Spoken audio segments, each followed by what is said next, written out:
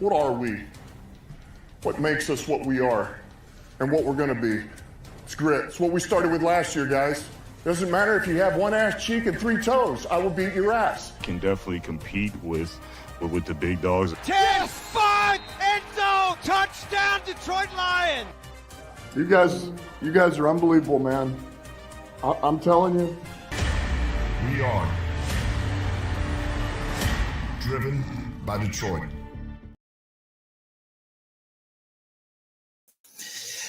Hello, everybody, and welcome back to yet another live stream edition of Motor City Mania. Obviously, we have the biggest game probably of the year with the Detroit Lions against the Bills at home. Lions are starting the game off fast. Goff does play action. Goff is looking to throw, scrambles, rolls away, and throws it out.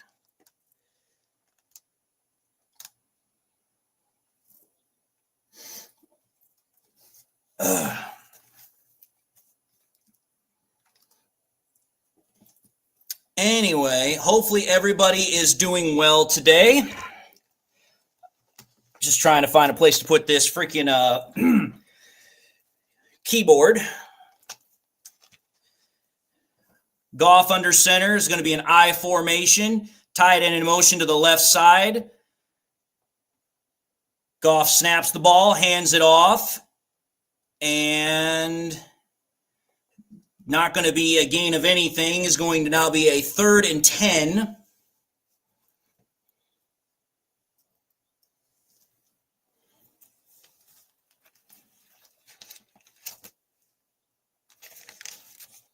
Hopefully everybody's had themselves a good week.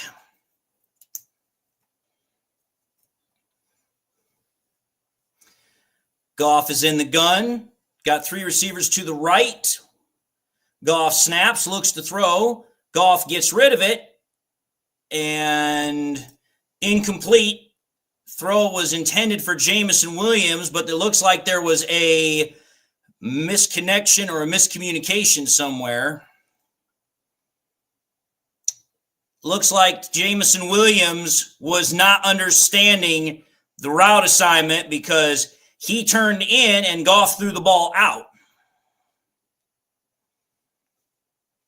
But first possession already in the books, 3 and out. Jack Fox receives the punt, punts it away, and the ball is going to get all the way down to the 10, and it will get down to the 27-yard line for a 17-yard return for the Bills.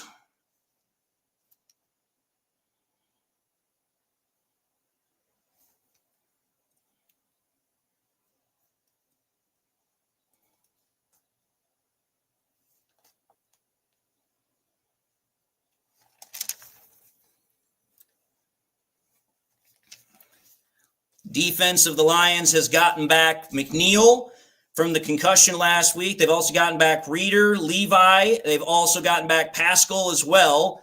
So the Lions' defensive front has definitely gotten reinforcements. So we'll see how that helps with the Lions. Josh Allen in the gun, trips right. Allen snaps, hands it off to Cook.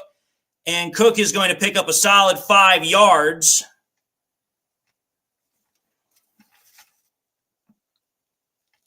Second and 5 coming up for the Bills.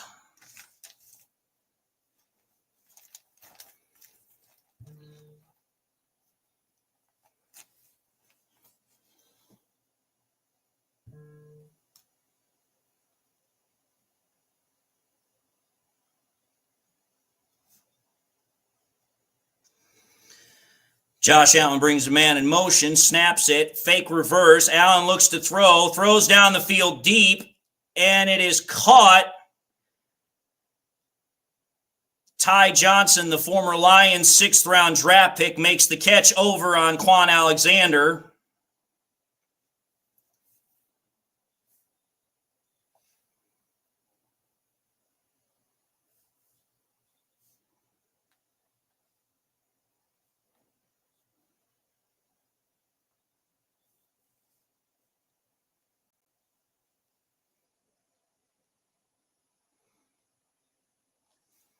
Allen in the gun, man in motion. Allen snaps it, hands it off, and is going to be a pickup of about maybe 3 or 4 yards.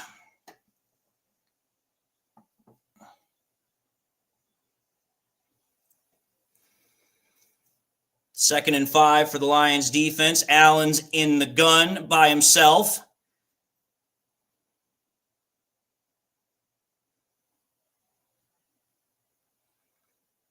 Allen snaps, looks to throw, rolls right, and then throws it. An incomplete pass to Shakir. So it's now 3rd and 5 coming up. No flags thrown.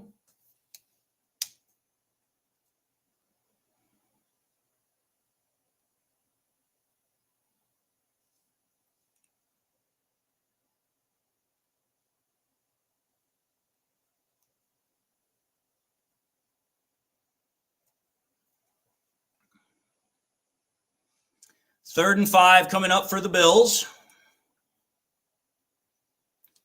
Allen is going to have to take a timeout. Bills have already burned one of their timeouts and hasn't even been 4 minutes.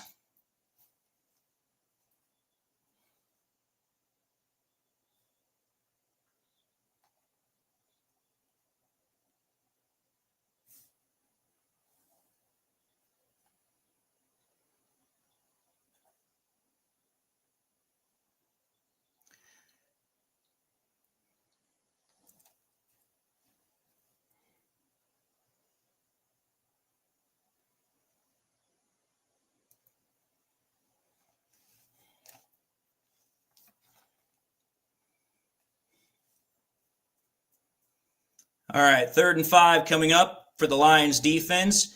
Josh Allen in the gun, all by himself, empty set.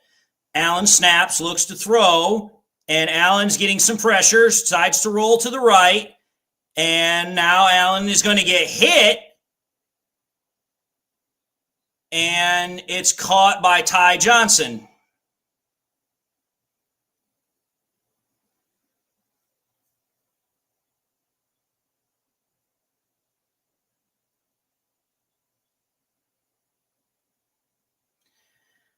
Allen in the gun, snaps, hands it off, and Johnson gets down to the 1.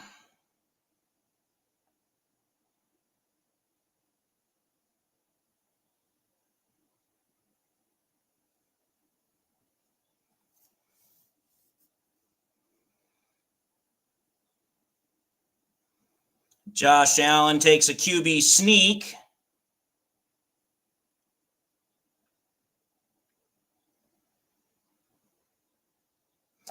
And Bills score touchdown on the Josh Allen QB sneak.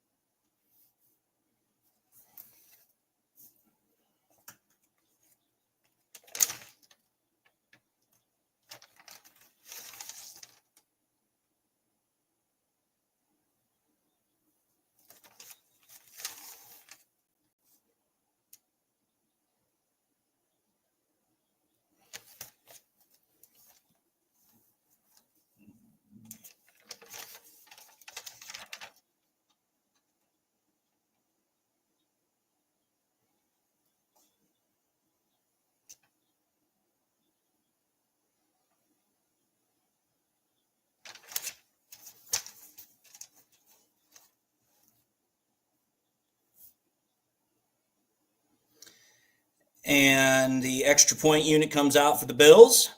And the kick is up, and the kick is good. Bills take a 7-0 lead.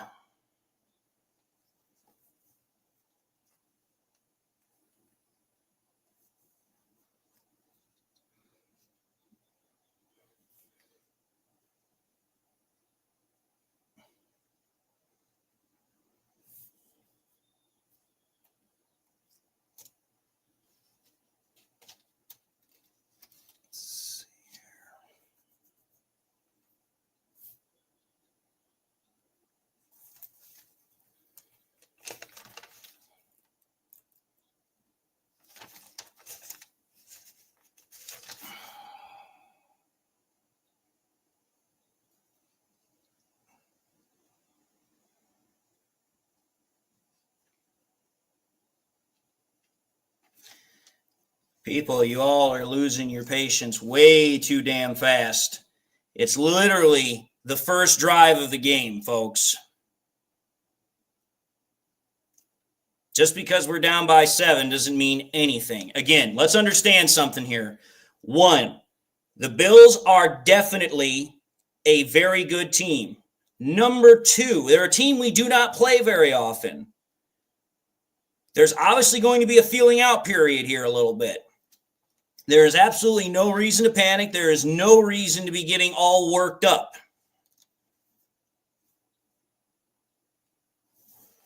Yes, the Bills have scored. As far as I'm concerned, it's not that big a deal. To think that the Bills were not going to score during this game would be highly illogical. The Bills were going to get theirs.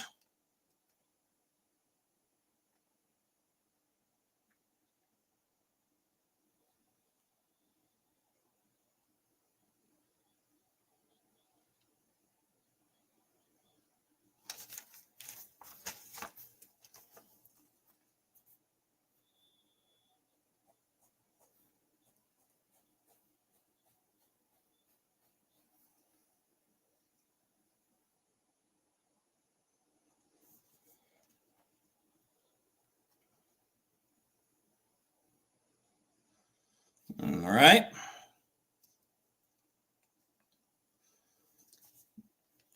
Getting ready for the second drive of the Detroit Lions.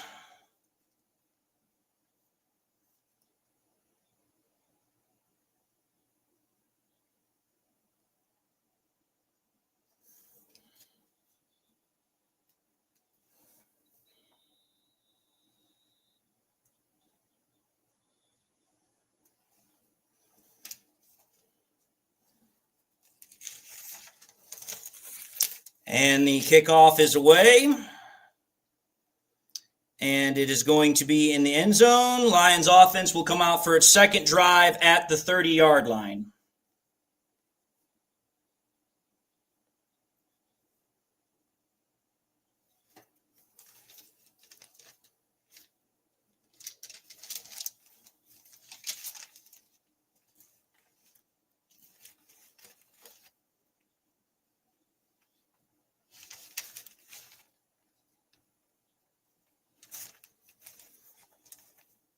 Goff under center, hands the ball off, and no doing. Another very, very, very short gain.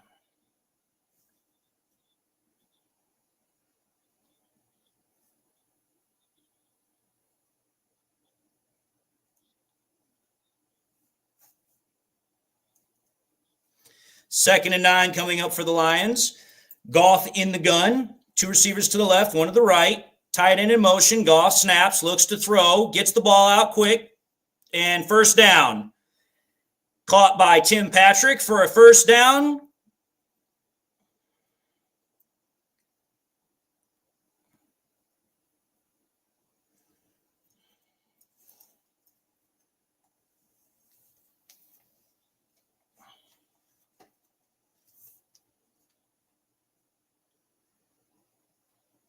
Goff under center, single back formation, 12 formation.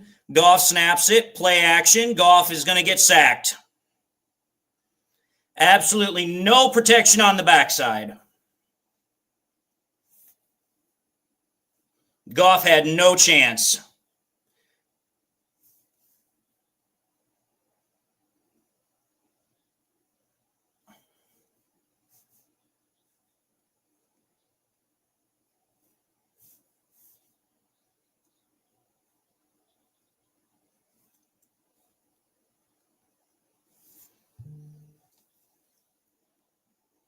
Goff in the gun, man in motion. Goff snaps, looks to throw, gets it out quick. St. Brown's going to pick up about 5 yards, going to make it a 3rd and about 12, maybe a 3rd and 11, depending upon the spot. 3rd and 13, okay.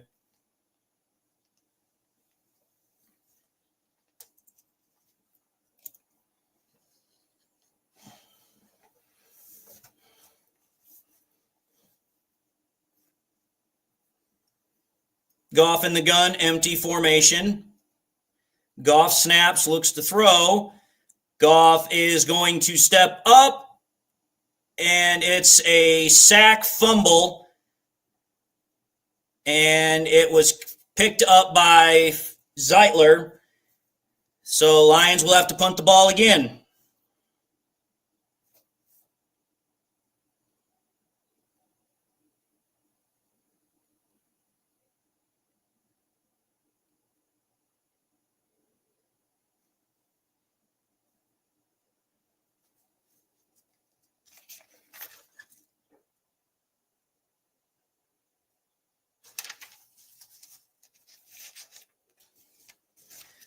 Fox with the punt, punts it away,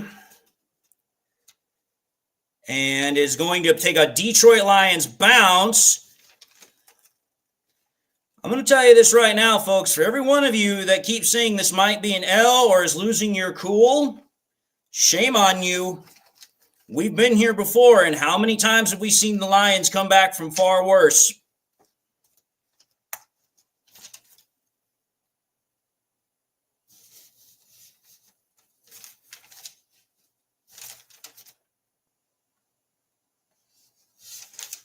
Because how many times have we been through this freaking song and dance? We've seen the Lions get down before. We've seen the Lions have slow starts. But once they get going, things get back to normal.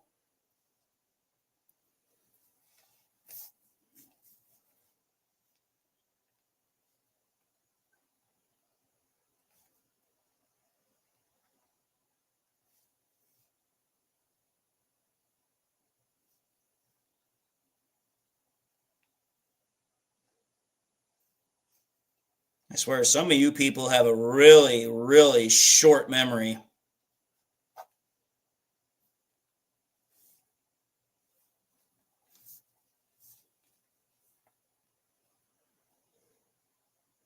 Doesn't matter who they were playing, Steve. I don't care if they were playing the 2007 Patriots. I don't care if they're playing the 85 Bears. This is not a team that I'm going to just all of a sudden say, yep, we're only halfway through the first quarter, but it looks like it's going to be a loss. This is not the team for that. And first and foremost, with 3.5 quarters to go, to think that we've already lost the game and it's literally not even halfway through the first quarter is just ridiculous.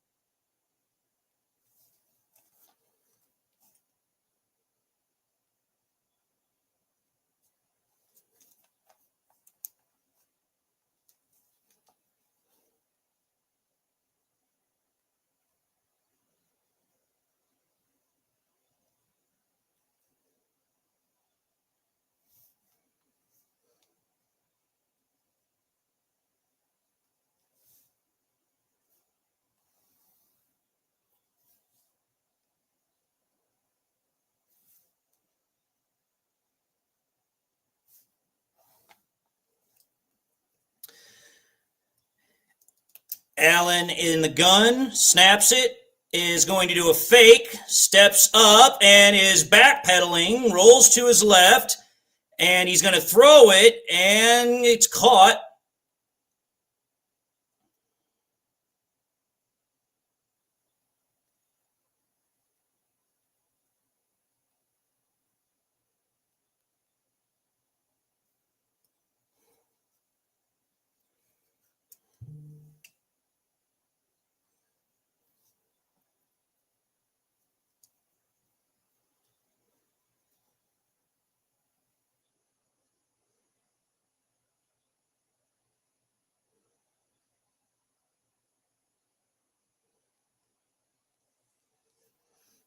Josh Allen hands it off to Cook, and Cook is going to pick up about 2 or 3. It's going to be 2nd and 7 or 2nd and 6, depending upon the spot.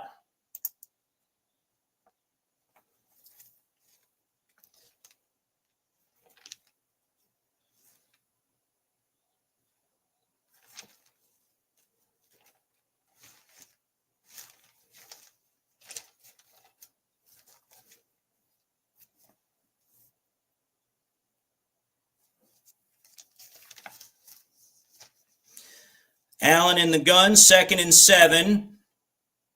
Man in motion. Allen snaps, looks to throw, gets it out quick, throws it underneath, and Shakir makes the catch, breaks the tackle, and makes the first down. With Brian Branch making the tackle.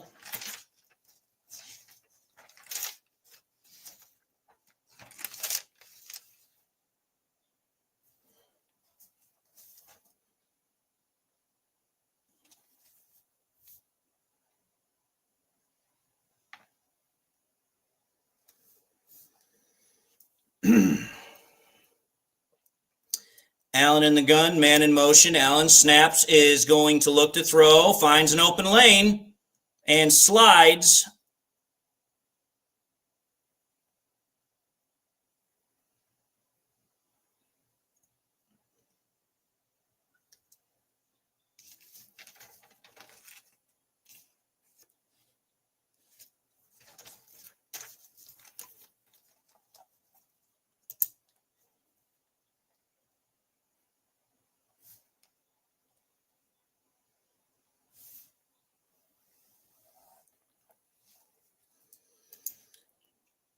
Second and 4 coming up. Josh Allen in the gun. Allen snaps, looks to throw, gets it out quick, and throws it quick. Caught by Dalton Kincaid, the tight end. It's going to be a first down.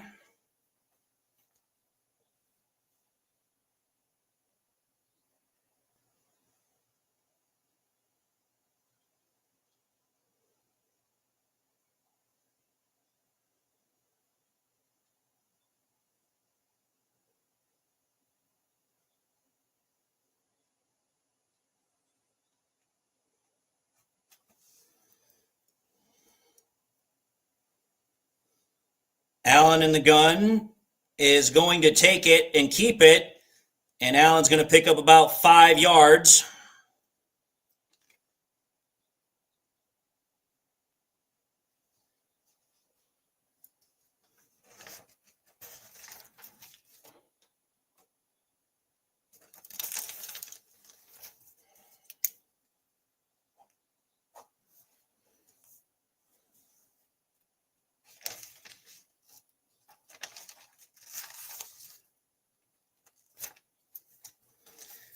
Allen in the gun, 2 receivers to the right.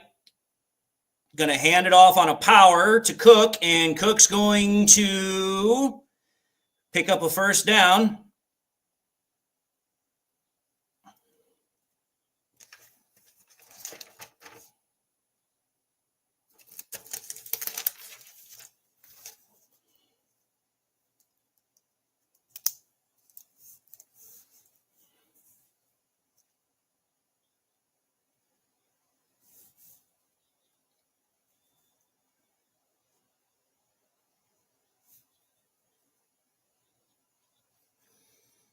Allen in the gun, trips left, 1 to the right. Allen snaps, hands it off again, and Cook is going to pick up another 5 or 6 yards.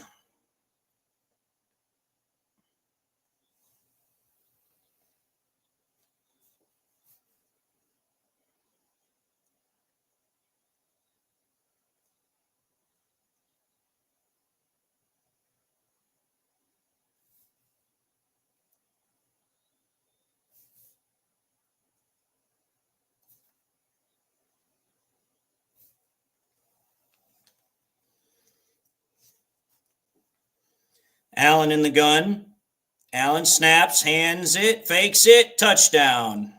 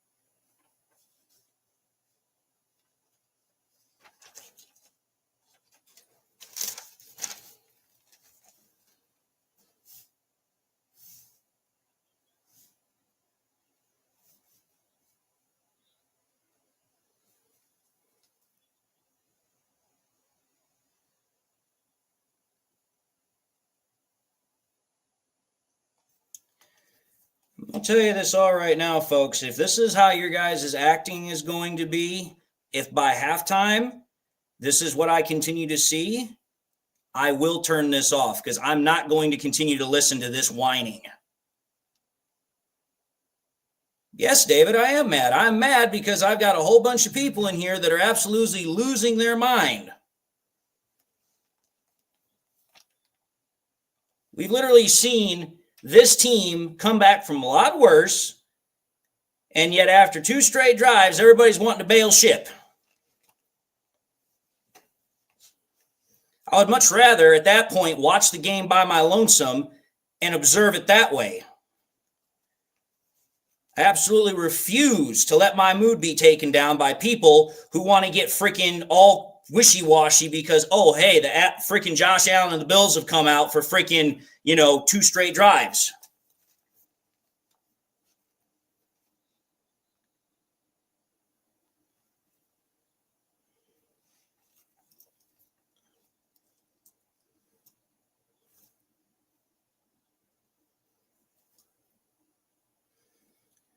Kick goes out of the back of the end zone. Lions will start their 3rd drive again at the 30.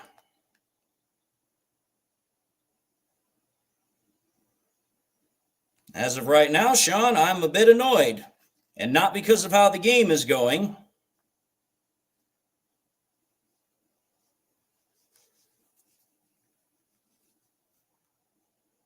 First and foremost, BS table games, I'm telling you this right now. You're entitled to your own opinion, but I'm also entitled to say, hey, if I don't want to deal with this, I can turn it off. Because let me ask you this. Seriously, let me ask you this right now. What have the Lions done this year that merits this kind of a response?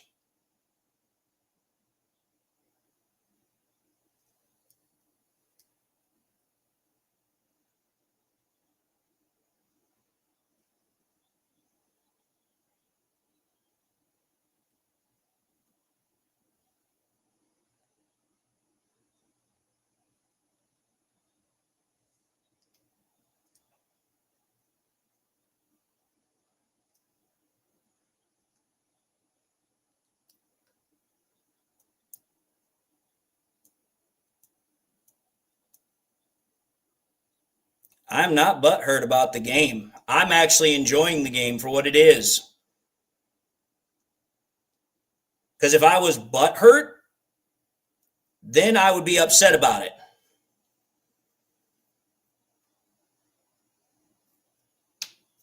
Gibbs is going to bounce it outside. Gibbs gets a 2nd first down.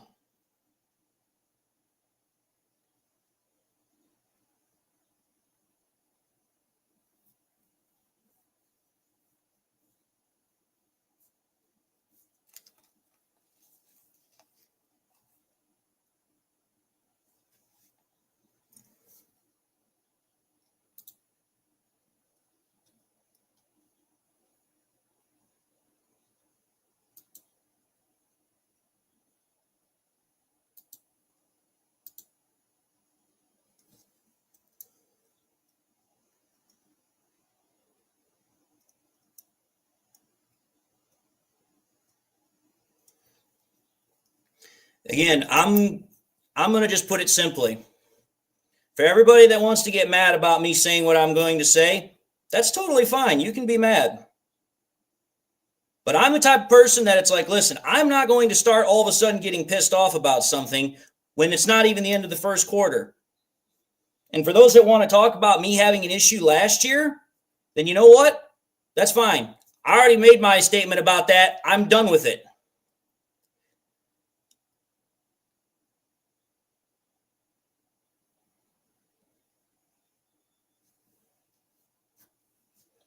I don't have to explain or defend myself to people who don't want to stay along with it.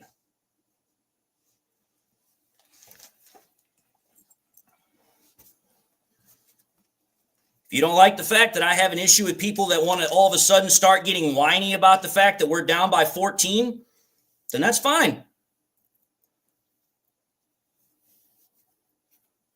Oh, of course I saw it, Dean. That's why I'm not saying anything. We've just literally had 3 big plays to start our third drive, and yet I haven't even made a mention of it, because I'm more focused on the fact that there are people in here, even though it's an open forum, even though you're entitled to your opinion, that want to make it all about, oh, well, I think we're going to lose. I think this, I think that. It's like, okay, fine. You're entitled to your opinion. But at the same time, my dad also told me something else. If you have nothing nice to say or nothing good to say, best not to say it at all.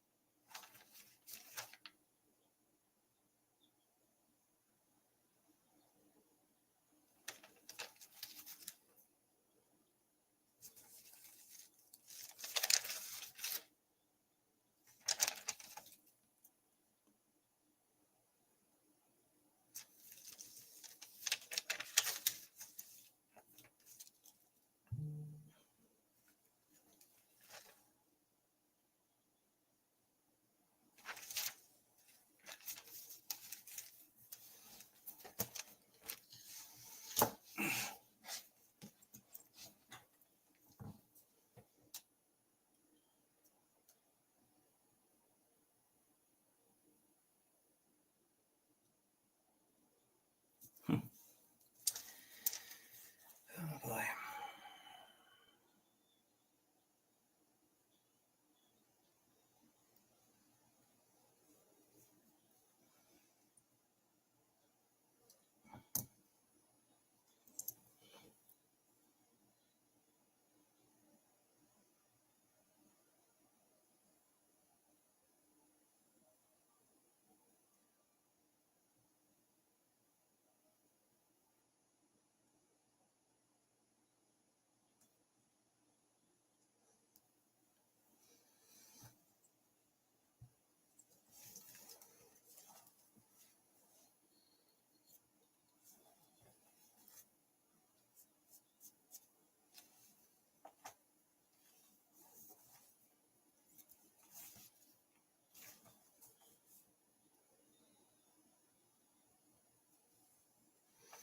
Goff in the gun, 2 receivers to the right, 1 to the left in motion.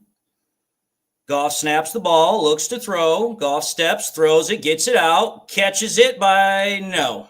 It looked like J-Mo caught it, but he dropped it.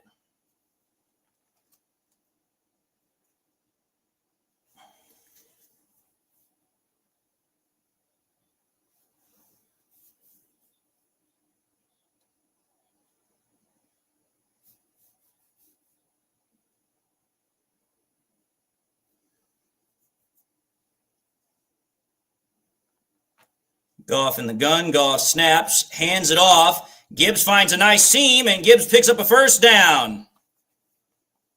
Lions are now well within the red zone.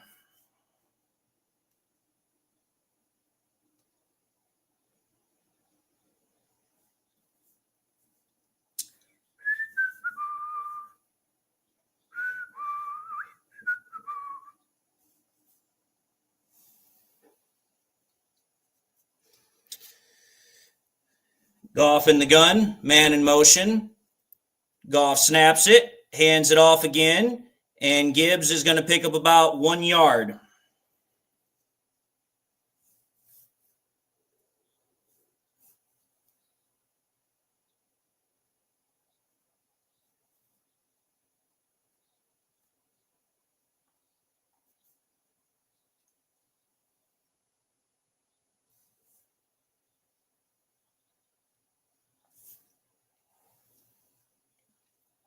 Goff in the gun, 2 receivers to the right, man in motion. Goff snaps, looks to throw, sets up a backside.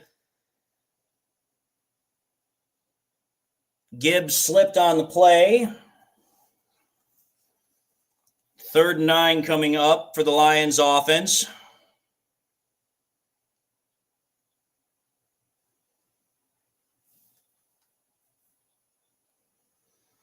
Interesting.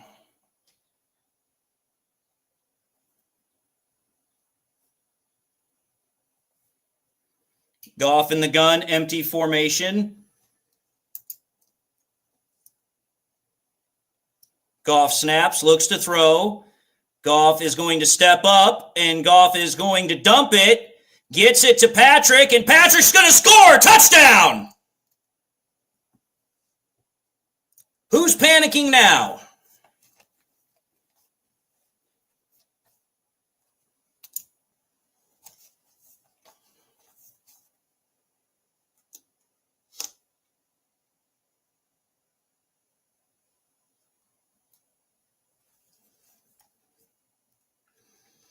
So, as I'm going to say, can we please knock it off? That's why I said, don't doubt him.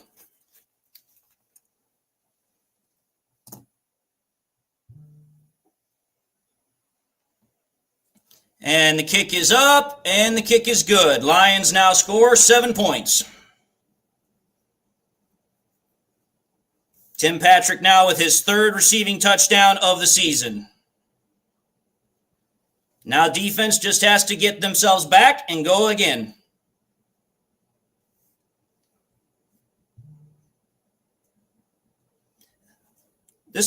I'll just say this, Von Zale. This is why I don't have a problem with people who want to get pissed off with me because of what I have to say. People can go and watch whoever they want to watch. That's totally fine. But I'm going to tell you this right now. On my channel, I'm always going to be 100% with you. And I'm always going to tell you like it is. If I think someone's being, something because, this, that, or the other thing, I'm not going to shy away from it. I've made myself and this channel based upon one simple thing. I'm not going to shy away from the controversial takes. That has been my MO since I started. If you don't want to hear the truth, you don't want to hear it like it is, that's fine. We're in the second quarter now, Garrick.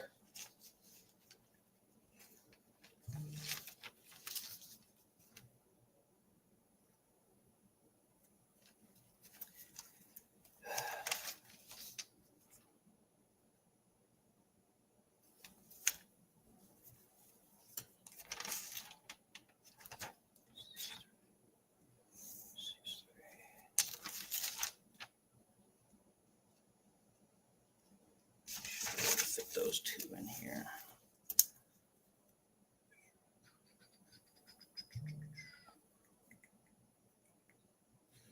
Do.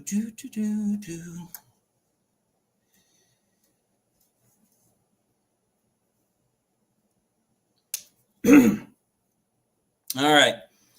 Now let's see what our defense can do. Defense realistically needs to do two things. One, they need to keep Josh Allen in the pocket. If you keep him in the pocket, you don't allow him to extend plays, that means he has nowhere to go. But the second thing they've got to do is they have got to find a way to make sure that whoever the running backs are, whether it's Cook, whether it's Johnson, whoever the hell it is, they have got to keep them covered. Because notice, through the first two drives that the Lions defense has had, notice who Josh Allen in that offense continues to target. They're not targeting Shakir. They're not targeting Coleman. They're targeting the running backs. So if I was Glenn, I'd be like, okay, here. We've got to find a way to keep Allen in the pocket, much better than what I originally had, but we've also got to pay attention to those running backs.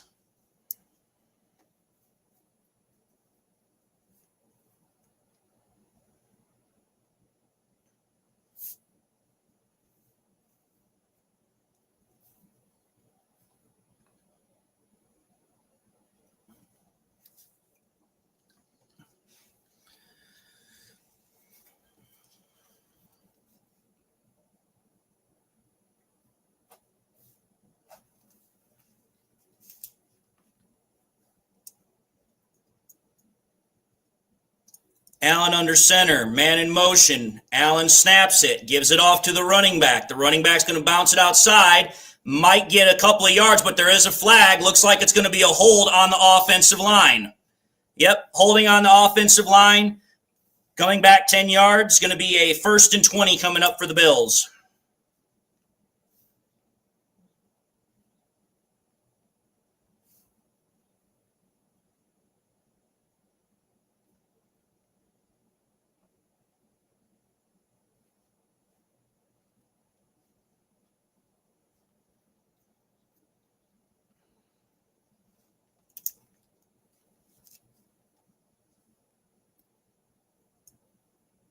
It's Carlton Davis. Carlton Davis is right now down. They've got his helmet off. He's on his knees. Might have got his bell rung.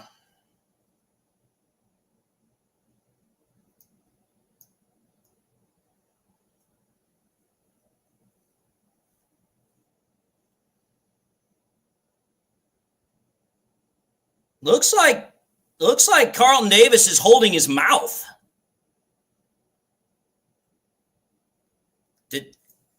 I'm kind of curious now what the hell the injury is, because it doesn't look like it's a concussion, because he was holding his glove up to his mouth, like as if something had happened to his mouth. So maybe, I hate to admit it, maybe a tooth got knocked out or something?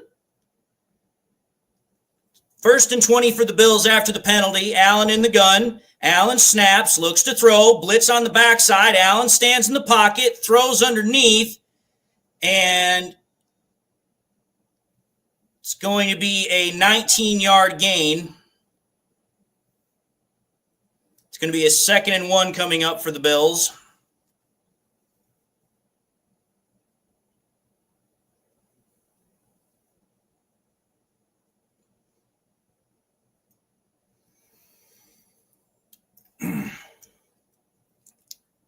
Allen snaps, hands it off, and going to be a pickup of a yard or two, 1st down.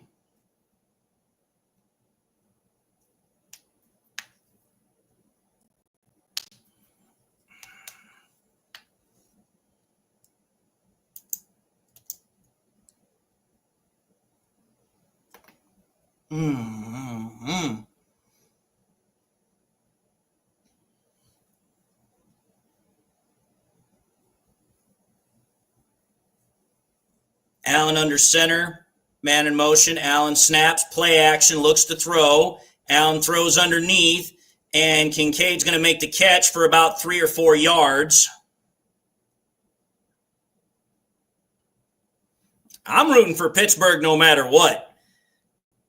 That's the thing. Us Lions fans, we're going to want to root for Pittsburgh this week, and we're definitely going to want to root for freaking Green Bay in about a week or 2. So I'm hoping Pittsburgh wins. Rooting for Pittsburgh, definitely.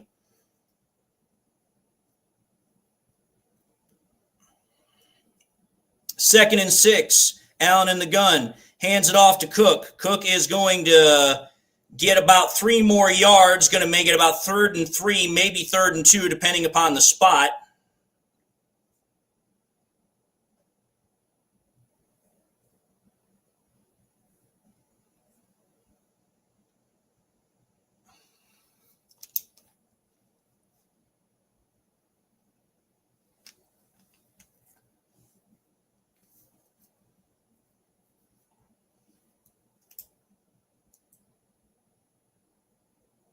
Third and 2 coming up for the Lions defense. Allen in the gun, trips right, man in motion. Allen snaps, looks to throw. Allen's going to throw it, and incomplete. 4th down coming up. Defense stands tall. And, like I said, this is what Allen does. Allen will miss throws, and he does it all the time. Because think about it. That was a wide open throw. Wide open. And Allen, true to form, he missed it.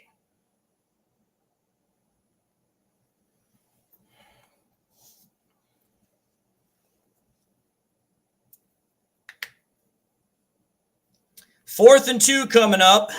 Bills are one of the better 4th down offenses. 4, 3, 2, and they're actually going for it. Wow. Holy cow. Holy cow. Ty Johnson, our former 6th-round running back draft pick, has freaking gotten 3 20-yard gains on us.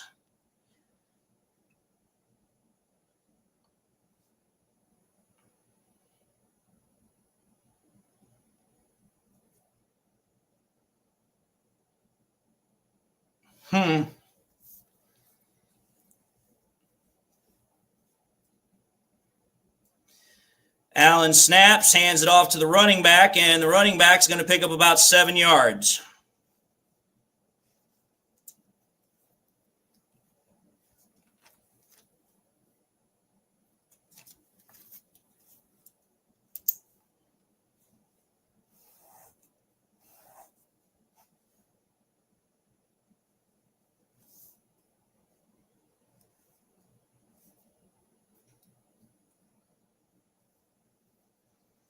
Second and 3 for the Bills offense.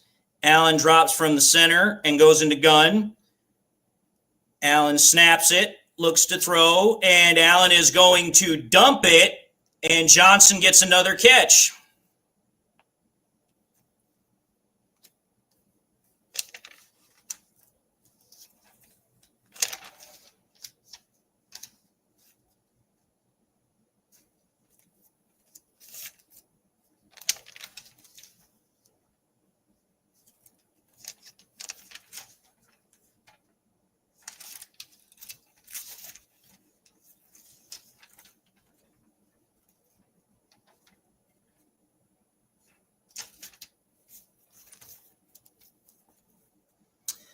Allen in the gun, snaps it, and is going to hand it off, and anyone there.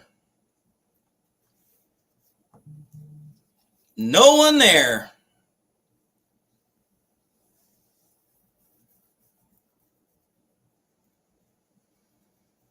Honestly, at this point, I think the problem is Aaron Glenn has not changed the defense up. Because they've literally said the same thing over and over and over and over this entire time when we've been on defense. Think about it. They've brought the fact up that the freaking Bills love to bring out that tackle pull. That's at least the 3rd or 4th time I've heard them bring that up. Then on top of that, they've also been bringing up the fact that the Lions are exclusively going in man. Well, the answer to me is relatively simple, Lynn. If you have constantly gone man the last 3 drives, and the last 3 drives you've gotten picked apart, seems to me that your adjustment should be, okay, instead of being a man defense, why don't we go zone? But, hey, I'm not the defensive coordinator. I'm not Aaron Glenn. Aaron Glenn has done an amazing job this year. Not going to say that. The fact that our defense has done as well as it has the majority of this year with next to very few people, I give them credit for that. But it would seem to me that, you know what?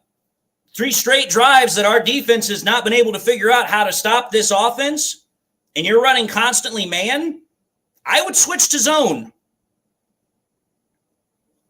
Because obviously the man coverage is not working, because man coverage means that your corners have to play tight and that you're leaving guys in 1-1 coverage. If you go to zone, now you're telling that the quarterback has to make better reads.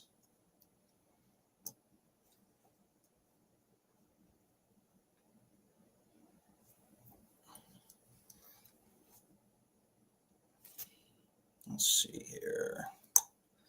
Funk, Marino, against Monty. Okay.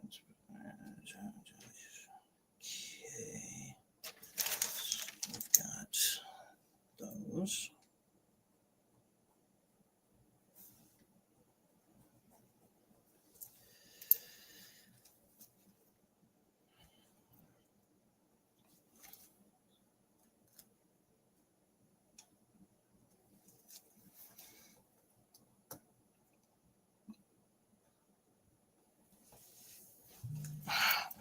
I don't think the problem, people, is that the players are having an issue. I don't think that's it at all. The players are good. Again, as the saying goes, you have to have good coaching. You have to have good coaching, and you have to have coaches that put you in a position to succeed.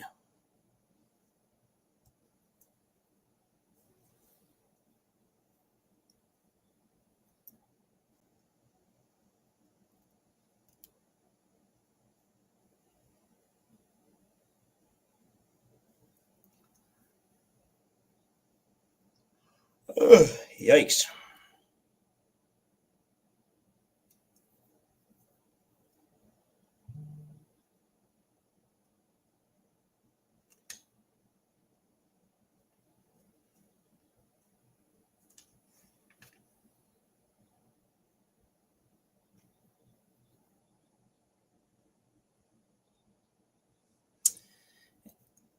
And kick goes through the back of the end zone. Lions offense will start back up in the 30-yard line again.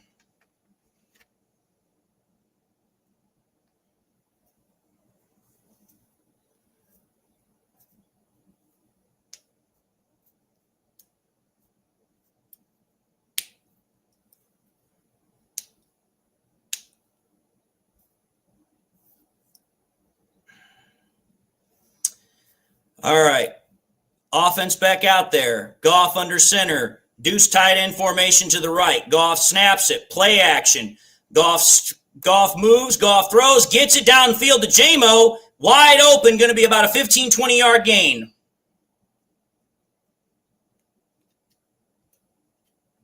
Well, 19. Was kind of in the middle there.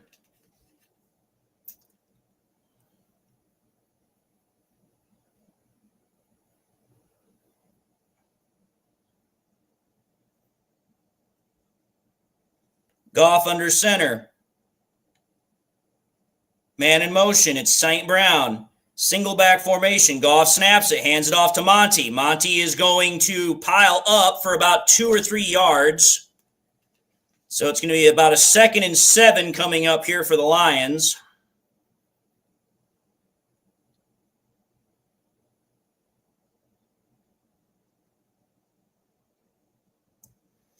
Part of the answer to that one, Andrew, might be that teams are playing him differently.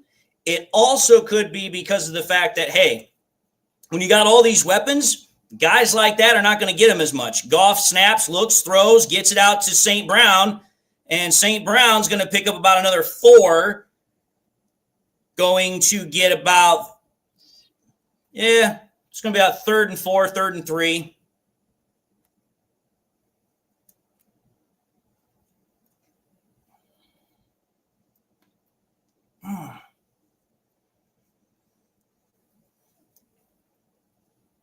Again, folks, I don't know where Laporta's at. It's all about game plan. Goff in the gun, 2 receivers on both sides. Goff snaps, low snap, and it's a handoff. That was a low-ass snap.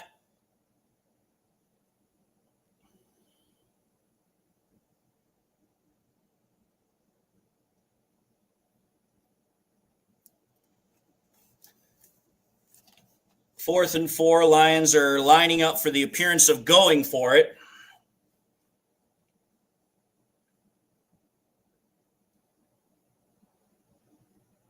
Goff snaps, looks to throw. Goff throws it, gets it to his man, and St. Brown's got a good gain and more to go. St. Brown getting down to the 25-yard line.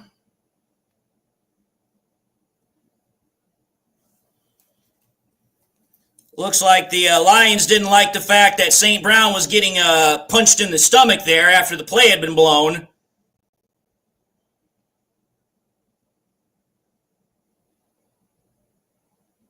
One Bills defender tried to freaking give St. Brown a shot to the midsection.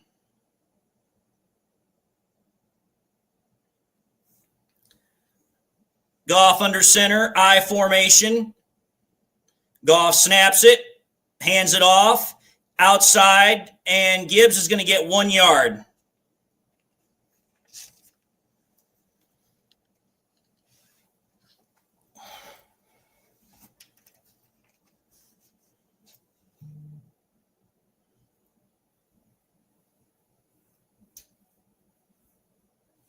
And people say we play dirty.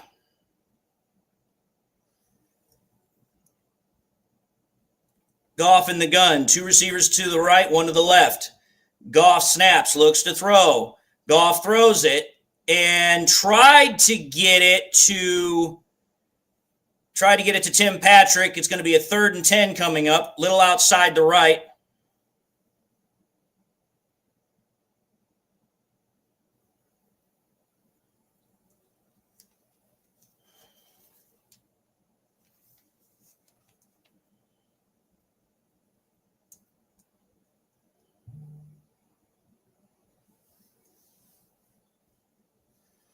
Goff in the gun, 3rd and 10, man in motion. Goff snaps, looks to throw. Goff is going to evade, and he's going to scramble, and he's going to pick up a 1st down. How the hell did Goff get out of that mess? Holy cow, Goff was like dead to rights, and he somehow got out of that mess. That is great pocket awareness by Goff, and great job getting the 1st down. Great job, Goff.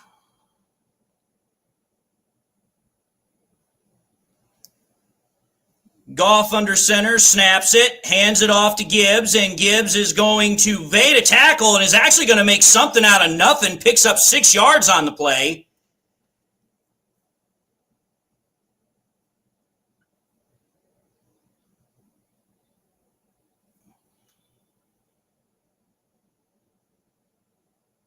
It's going to be a 2nd and 4 coming up for the Lions.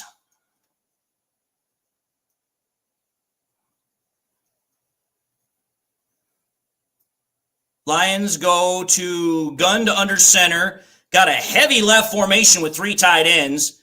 Goff brings a man in motion, play action, boot left, gives it out to his tackle, and it's going to be a touchdown! Dan Skipper with a touchdown! Tackle eligible catch for a touchdown. The big boys are celebrating tonight. And nobody's happier than Jared Goff. Comes up and gives Skippy a big old hug. Holy cow, 6'9" Dan Skipper literally gets in there. Not even up for debate.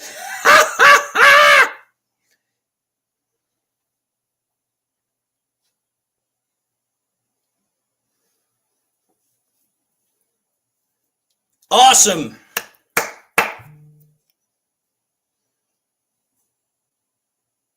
Kick is up and kick is good. Lions now have 14 points.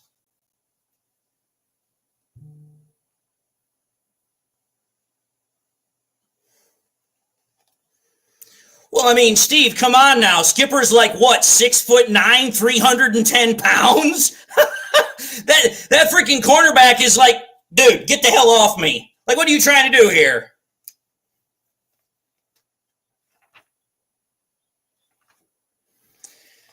So, looks like this game is going to be kind of the reversal of what we're normally used to.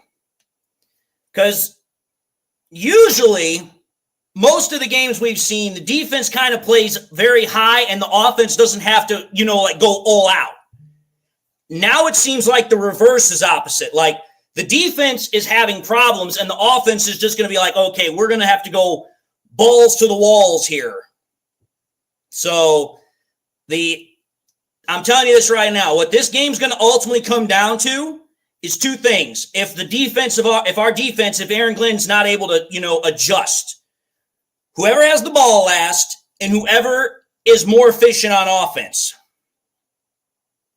So that's honestly what's going to make the difference with this game. Because unless Glenn can either, 1, do something to show that his defense will work or adjust, we're in trouble. Yes, D-River, the Bills do get the ball after the half. So the Bills will start with the ball for the second half. So it would be in the Lions' best interest to either tie or be up by one score before the half is over.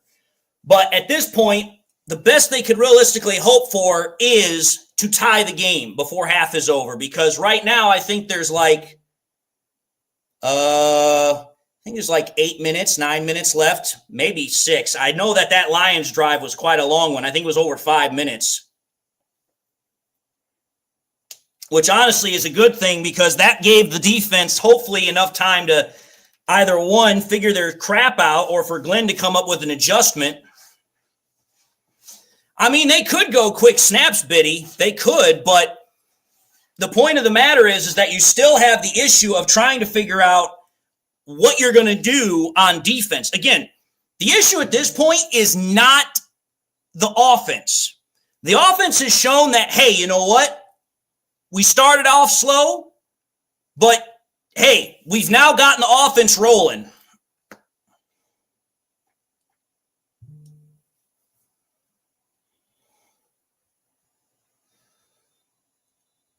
Dan Skipper is over there smiling with a grin ear to ear. Okay, thank you, Dean. I didn't know. I was like, how much time do we have left before half? So there's 3 minutes, in essence, left before half. If the Lions want to have a chance to tie this game, their defense has got to get a stop or they have to get a turnover. So, honestly, the defense really has to do something this next drive. Well, to be entirely... Kathy, I'll tell you this right now. As much as you're tired of the Tony Romo, Josh Allen man crush, I am tired of the Chris Collinsworth, Patrick Mahomes man crush. Josh Allen under center, man in motion. Allen's going to do a fake boot and is going to get pressured. Ooh, almost got sacked. And he's going to, whoa.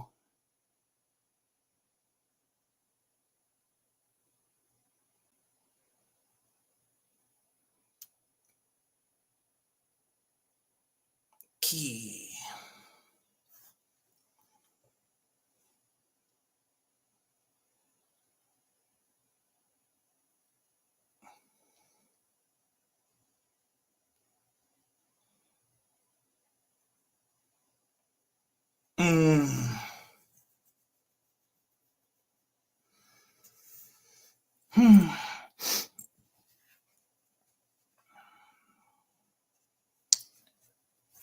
Call roughing the passer on newly acquired linebacker Quan Alexander.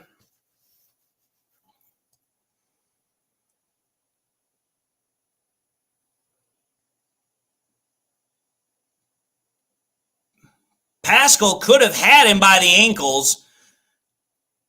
But look who's in coverage on Keon Coleman, Khalil Dorsey.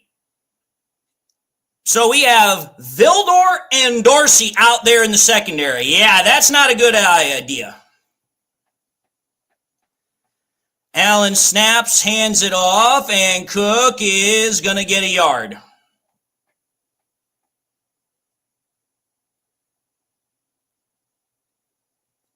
Come on, Branch, knock it off. Let him go.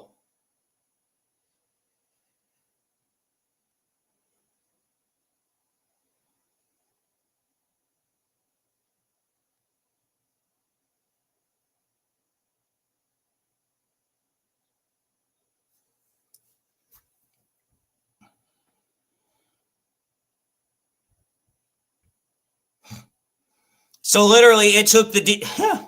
Wow. Oh, boy. Well, if Davis is questionable, that's at least something because he was being evaluated for a concussion, which tells me that the concussion obviously wasn't there, but they're still wanting to make sure he's okay.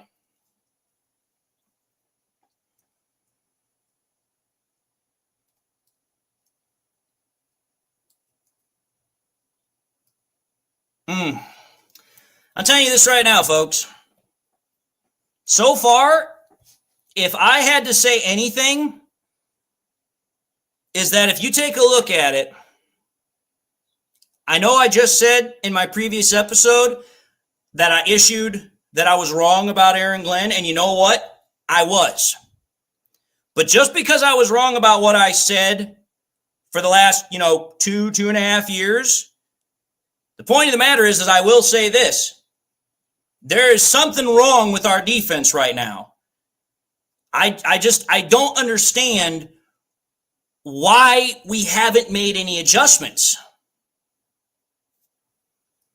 Well, Braylon, I understand what you're saying with getting Hutch back, but that doesn't do us any good. We're not going to get him back. We're not going to get him back, not at least until the conference game. So we're not getting him back for at least another 2 months.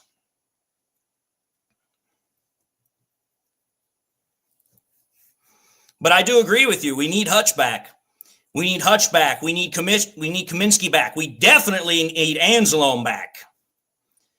Because I'm telling you this right now, the biggest issue I'm having right now is that the Bills' offense is in essence the Josh Allen show. That's literally all it is. Because look at it. Every single play that has gone on so far has been because Josh Allen has done something to extend the play. Whether it's been getting outside the pocket, whether it's been, not getting sacked, running, it doesn't matter. Josh Allen is what makes this offense work. But the problem is that even with that being happening, why are we not making adjustments on the back end? Why are we constantly going with the man coverage? Why are we not switching to zone? Or if we're not even going to fully switch to zone, maybe at least include some zone. Allen under center. Allen snaps it, rolls to the right, throws it, and is caught, but it's going to be a 1 yard short. So it's now going to be a 3rd and goal. Well, they're both playing, Steve. I can't tell you where they're at. I'm assuming that they're out there. But again, to me, it's like, it's not even if Smith or, Za'Darius are doing anything. It doesn't matter if Za'Darius or Laporta are doing anything per se. I assume they are. Rather is my question, what's everybody else doing? Again, it's not just what one individual is doing or not doing. It's what the entire collective group is doing or not doing. And what I am seeing here is that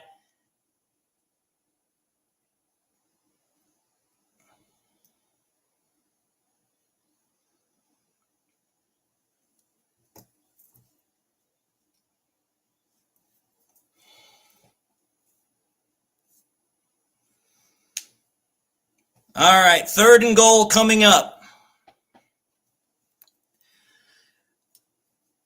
Allen in the gun, empty formation.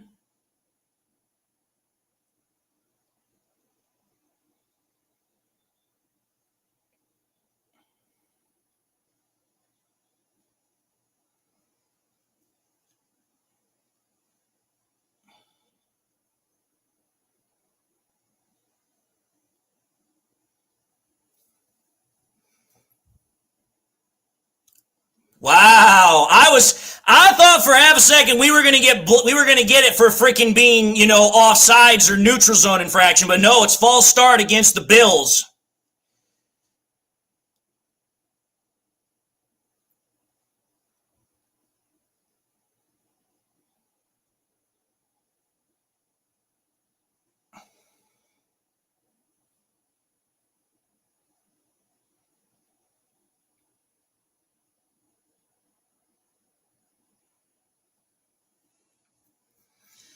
All right, 3rd and goal, 3rd and 6 in essence. So Josh Allen in the gun, empty formation, 4 receivers to the left, 1 to the right.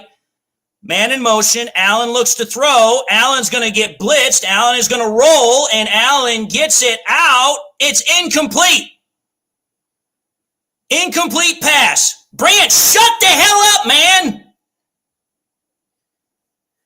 Damn it. God bless America.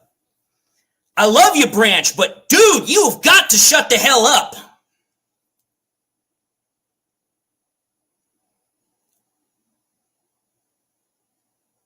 Crap.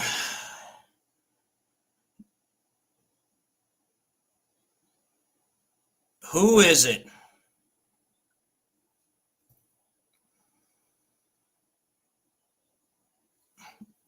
Nobody knows as of the moment to see who's actually hurt.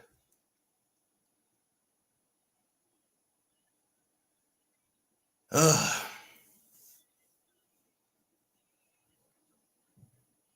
Again, I love Branch. Don't get me wrong. I love Branch. Guy's a playmaker. He busts his ass. He makes good plays. But dude, you just broke the play up. It's now 4th down. The last thing you should be doing is getting into somebody else's face of another team and jacking your jaw. That's easily, for some people, a taunting penalty right there. It's like, shut the hell up. Get back to your freaking huddle. It's like, dude, I get it. The guy's pissing you off, but you just won. Leave him be. Let your play do the talking, not your mouth. William, I think the only team that's had more injuries than us. I know there's one other team that's had more injuries than us. I know that. Now, as far as more players on IR on defense, nobody's had. But, oh, I know he's getting under his skin, Jason. That's my whole point. It's like, listen, man, stop letting him get in your head. Stop letting him do whatever he's doing to annoy you. Just play your game. That's the talk that's going to shut him up. That's what's going to get him to be quiet, not you jacking your jaw at him. Currently, we don't know who's the player that's down.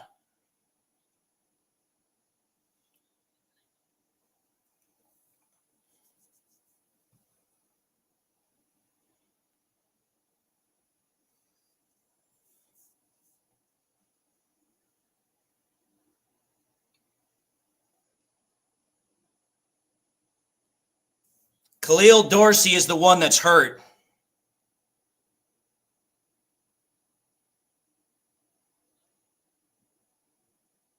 Oh, wow. Yep, his season's done. Khalil Dorsey is done. When you see a leg do that, you're done. You are done. You are done.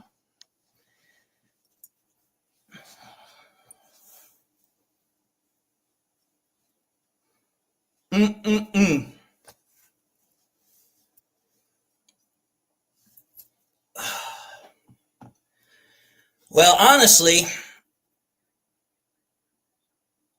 Braylon, I don't think Brad has to make a move. You want to know why I don't think he does? Because remember, we still have Iffy and we still have freaking Rakestraw. And they're supposed to be coming back here pretty shortly. Now, whether or not they're going to be back and available for the Bears game next week, I don't know.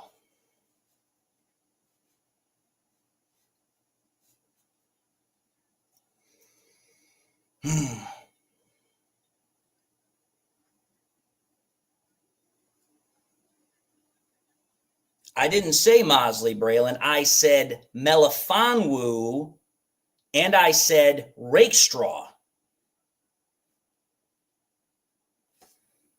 And as far as I'm concerned, I mean, I don't know what else to say about Mosley other than the fact that it's like, listen, the guy has literally played. Oh, sorry, Braylon. I thought you were talking to me. Yeah, I thought he was talking to me, D-River, but I don't know what else to say about Mosley other than the simple fact it's like, listen, we've literally seen him play like what, a handful of snaps, if that? Handful of snaps. And it's like, listen, supposedly, he's been healthy the last couple of weeks. So it's like, okay, here. He's supposedly healthy. He supposedly can play. But why is he not playing? Because I'm going to be honest with you. Mosley is a better corner than Dorsey is. I get it. Dorsey has the ability to return kicks. And obviously that dual ability is good. But my God, it's like That's not where we need the help the most. We need the help the most on the defensive back end. And we're not getting it. And Dorsey is leaving the field in a air cast and also on a backboard. And the Bills are going to take the field goal and only go up by 3. No! Incomplete! It's no good! It's no good! Oh my God! Oh my God! He missed the kick! The Lions have a chance to tie it before halftime! Oh my Lord, Atlanta! Have mercy! Thank you, Jesus! Woo-hoo! He missed it! Went wide right! Wide right! I'm telling you this right now. That touchdown by Skipper, and now the injury by Dorsey, and now that miss. Oh, Lions are fucking there, ready to rock and roll now.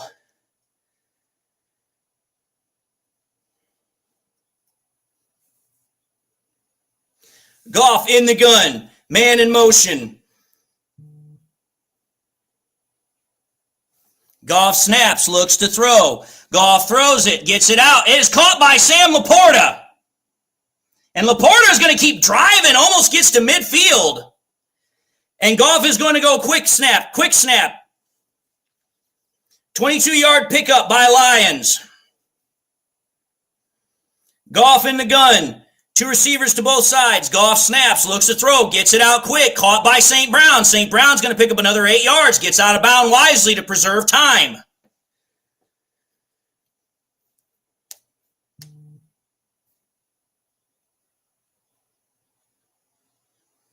Telling you this right now. Lions score, go into halftime.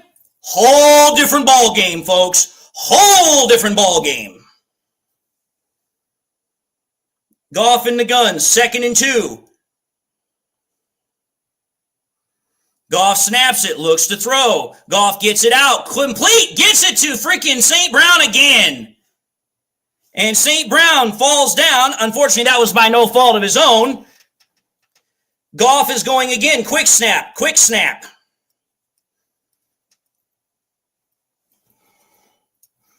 Goff snaps, looks to throw again. Goff is going to check it down, incomplete. Wisely threw it to his man out in the flat, avoiding a sack.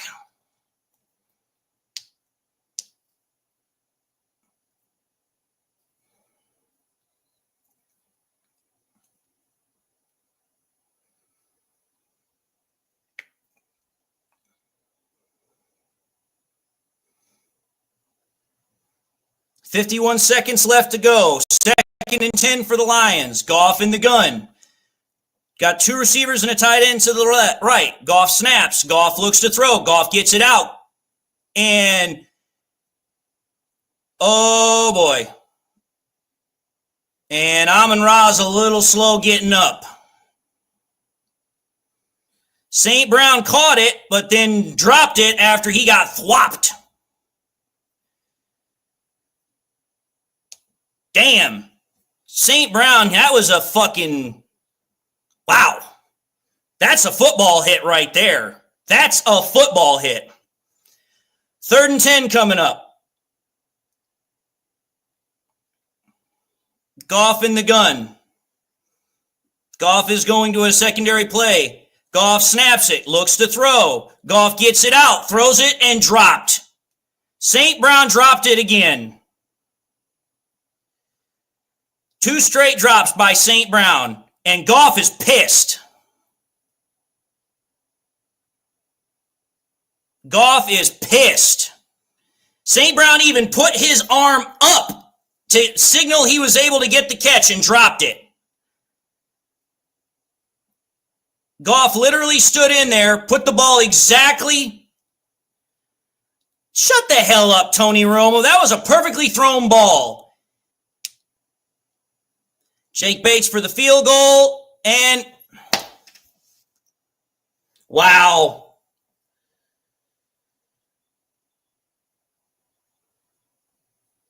God damn it.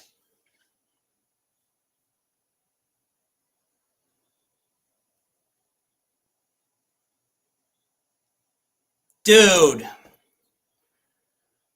Two of the most reliable players that we have, St. Brown and Bates. St. Brown's and Bates both literally failed. Like, dude, St. Brown is about as automatic as it comes. He drops it, and freaking Jake Bates has been about as automatic as you could get this year, and he shanks it so far to the left that it doesn't even get to the net. It goes past the net.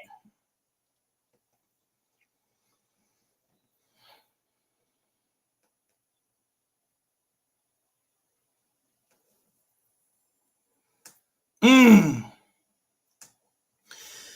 36 seconds left. Bills have 2 timeouts. Allen in the gun, looks to throw. Allen is going to get pressured, and he's going to get... Oh, he was so close to getting sacked. That's a grounding. That's a grounding. I was about to say, that's intentional grounding right there.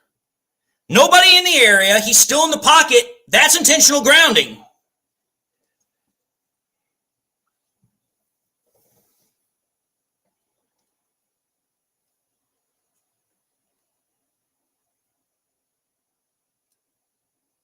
Just call the damn penalty, dude.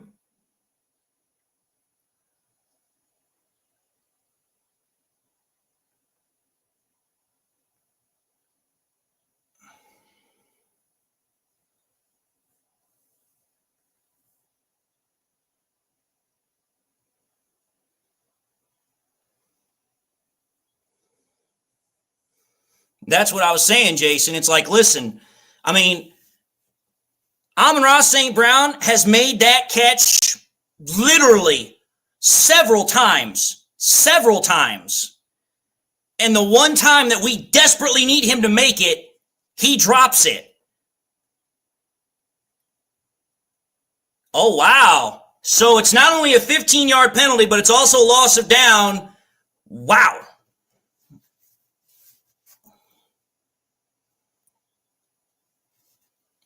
I mean, it's possible he was, but even still, it's like, man, if you're shaken up, if you need to take a play, take a play. Let somebody else try to make that catch, like, freaking J-Mo, like freaking Tim Patrick or Sam Laporta. When St. Brown is out there, it's like, hey, he's the number one option. Allen in the gun, lone back, throws it, gets it underneath, wide open receiver, and Kincaid gets up to the 45-yard line of the Bills' side of the field. Going to be 12 seconds left on the freaking clock.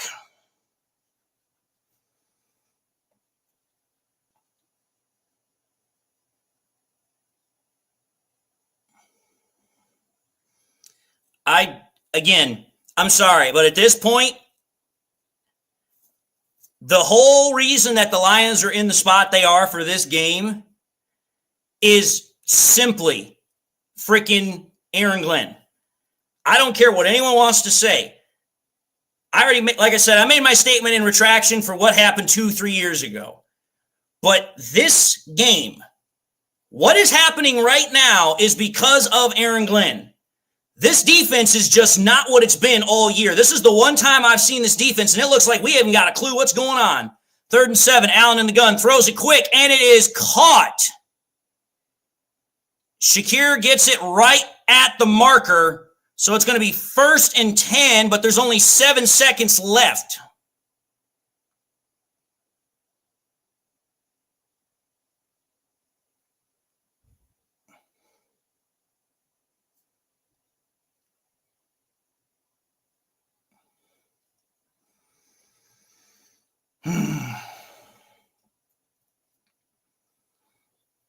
Yeah, the defense is starting to play better, Von Zale, but the point of the matter is that the defense should not be this way.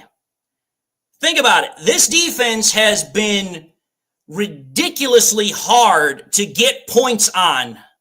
ridiculously hard.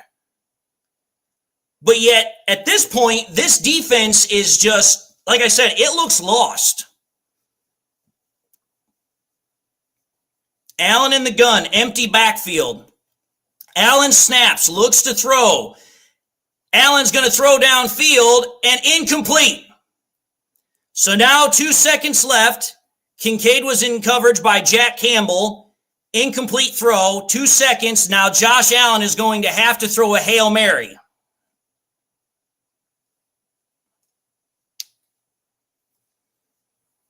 So, Hail Mary time coming up here, or like I'd like to say in other situations, backyard bullshit.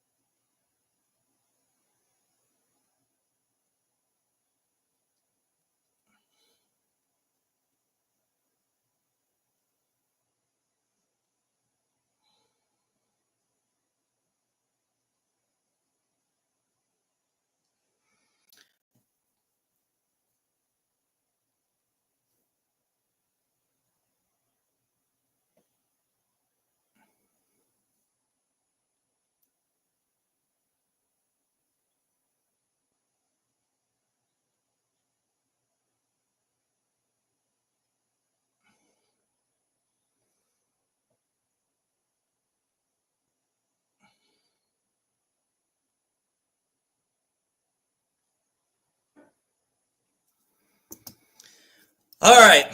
Wow. Lions will go into the half down by 7.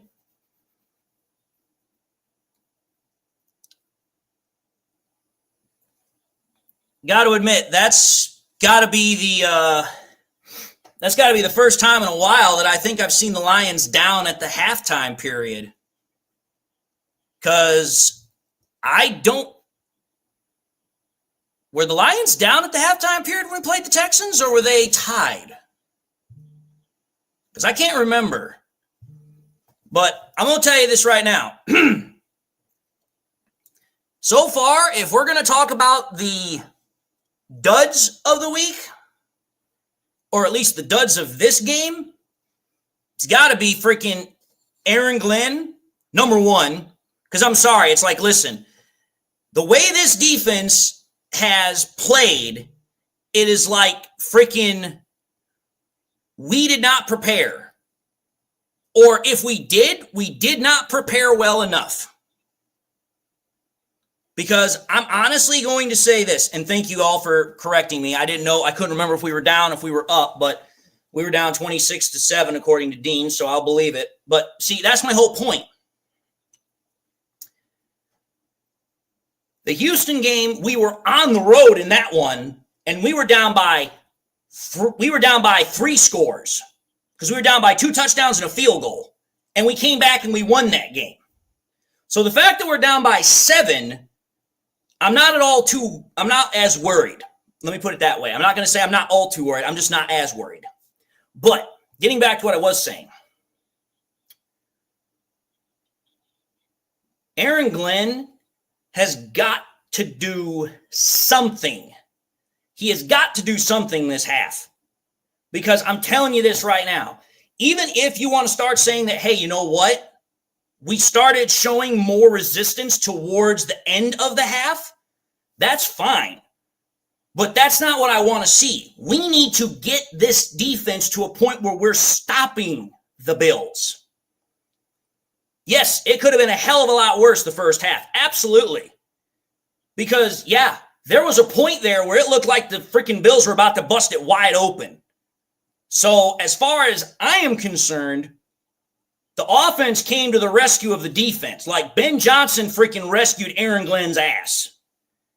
Because I'm telling you this right now, the only reason that the Lions are in this game is because of the offense. The defense has not done anything to merit that, oh, hey, you know what? We're actually in a good position here. Because think about it. The only time that we got to stop on 4th down, the only reason why they didn't score any points was because their kicker shanked it.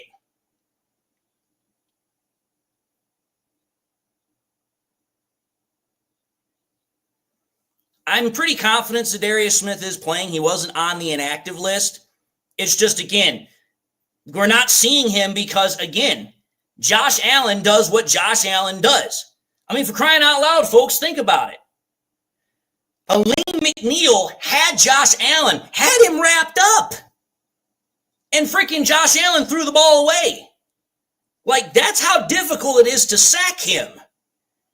Now, granted, yeah, it resulted in a 15-yard penalty and a loss of down. But that's what you're talking about there.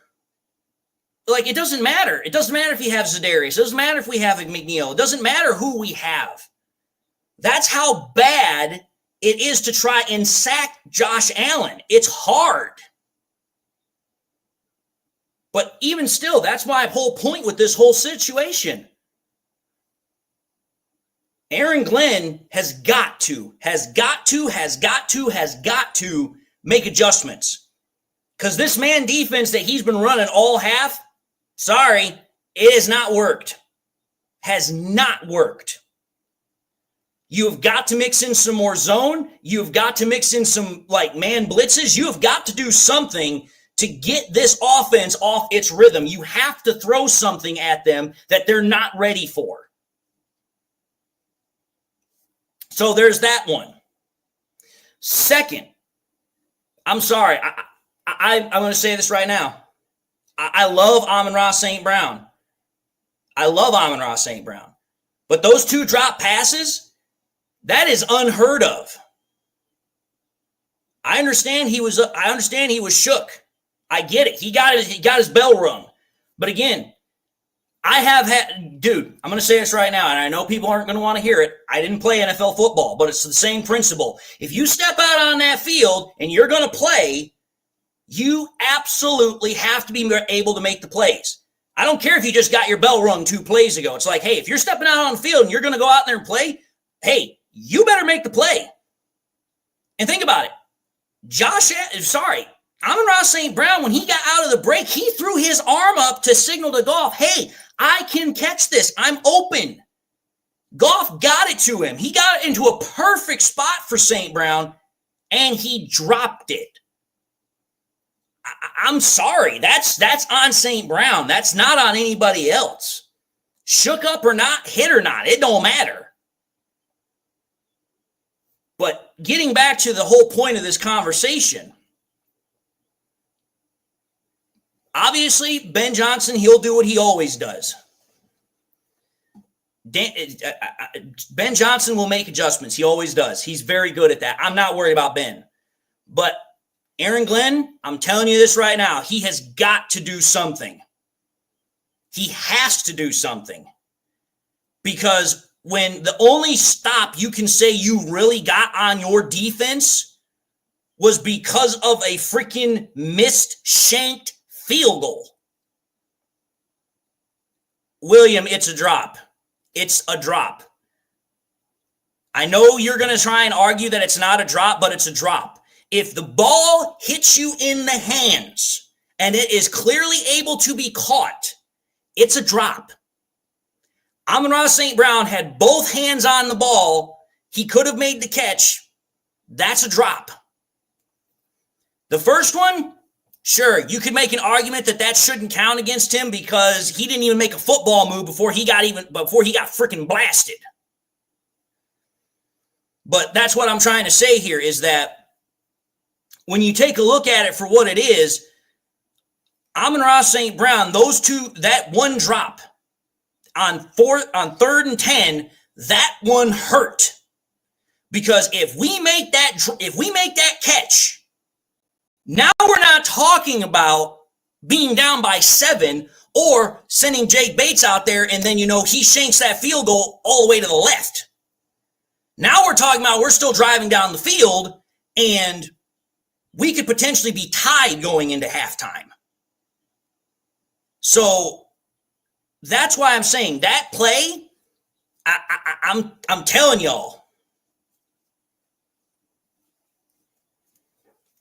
I don't know which two you're talking about, Great Lakes, because the one that he got to on the sideline, J-Mo dropped that one.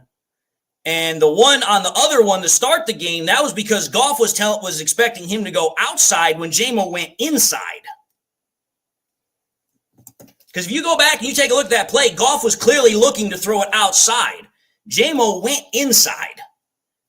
And like I said, the one on the sideline, on the left sideline hash, J-Mo dropped that one. But what else was I going to say here? I talked about Aaron Glenn, the adjustments. Oh, yes. The other thing. I will say this. The one thing, since I have been giving a lot of praise to the offense so far, the one thing I want to say about our offense that does need to get better, since I've been giving them a lot of praise and I've been lighting into the damn defense, is this. We have got to find that run game. Like, dude, I don't know what the hell's happened to our run game. Last 2 games, our run game has just freaking disappeared. Like, dude, like, where's our run game gone? Like, seriously, it's like disappeared. It's like gone dry. Freaking Gibbs has been the better of the 2 running backs this game, absolutely. But where's our run game been? The run game has been absolutely one of the most important parts of our offense. And if we think about it, Goff has been making this offense work without the run game. So for everyone that wants to say he has to have a run game to make it work, you all can freaking shut the hell up and sit down.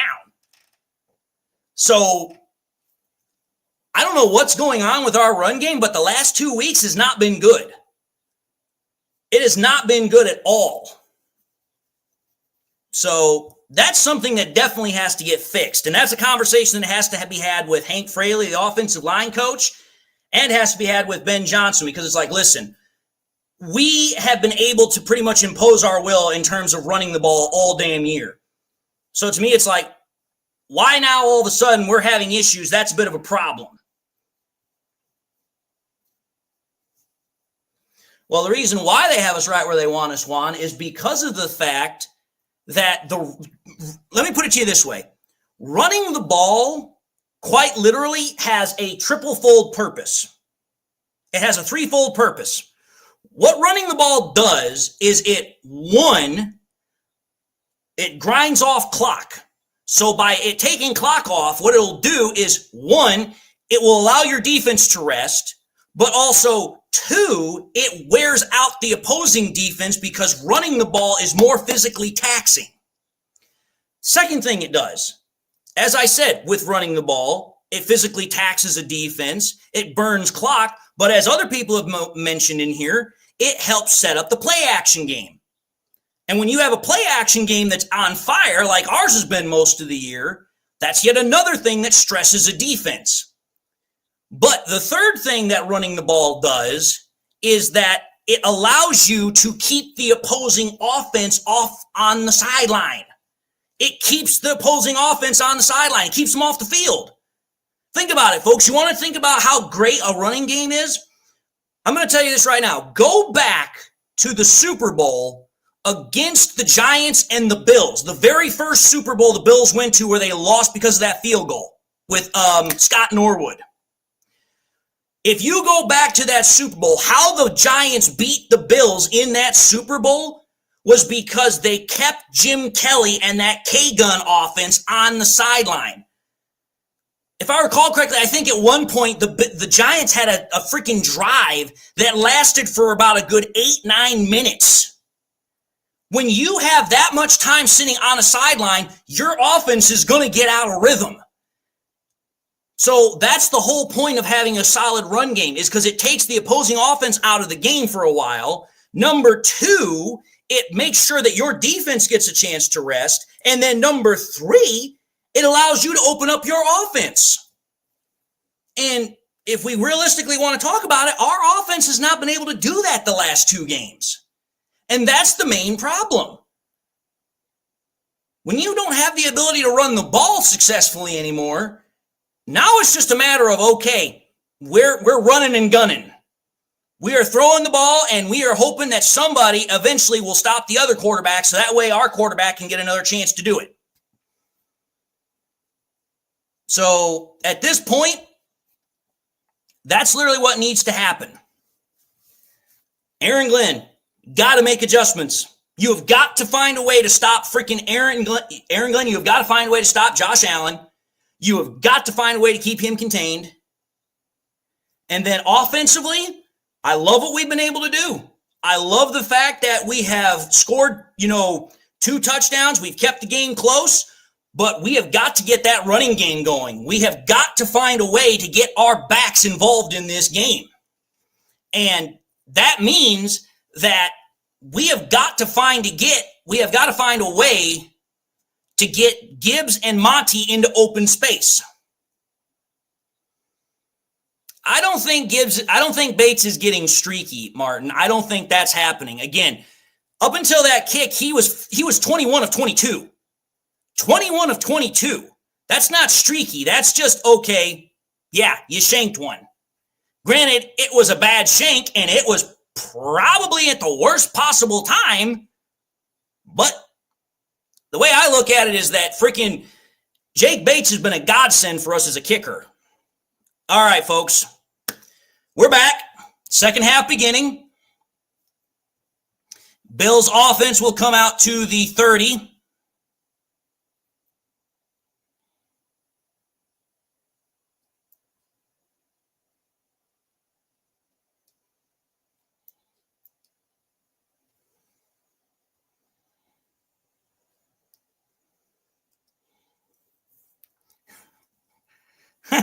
Forced a missed field goal. Forced a missed field goal. We didn't force that missed field goal. Their kicker just shanked it.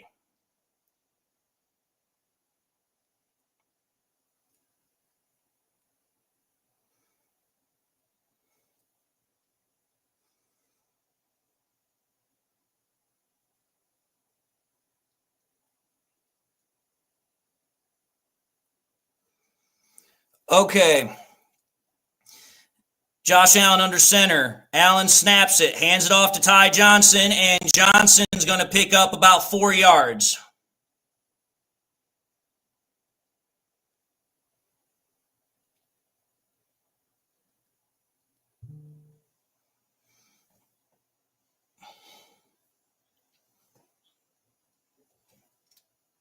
Carlton Davis has been ruled out. We will not get Carlton Davis back.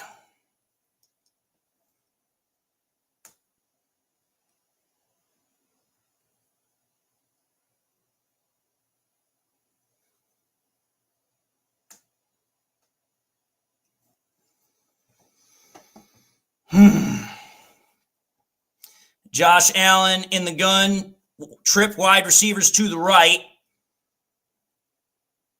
Allen snaps it, looks to throw. Allen's going to roll right, flag.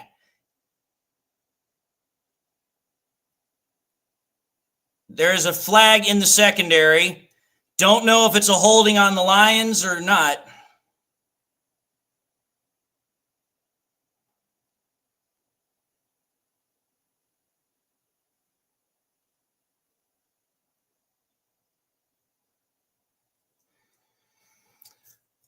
Holding against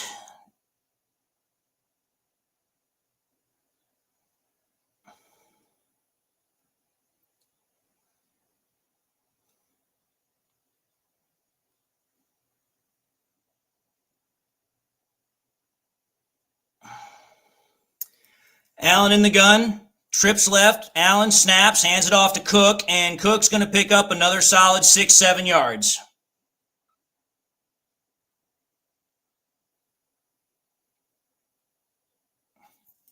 Did I or did I not say this? Pulling the tackle. They've done the exact same thing over and over and over again.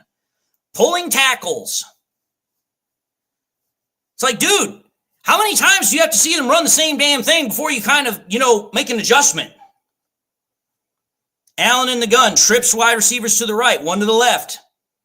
Allen snaps it, hands it off to the running back, wide open lane, and he's gone. Thank you, Aaron Glenn. Aaron Glenn, you screwed it up again.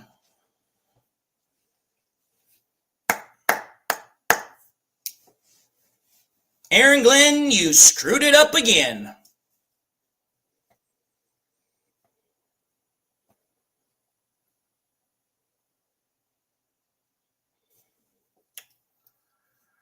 Oh, boy.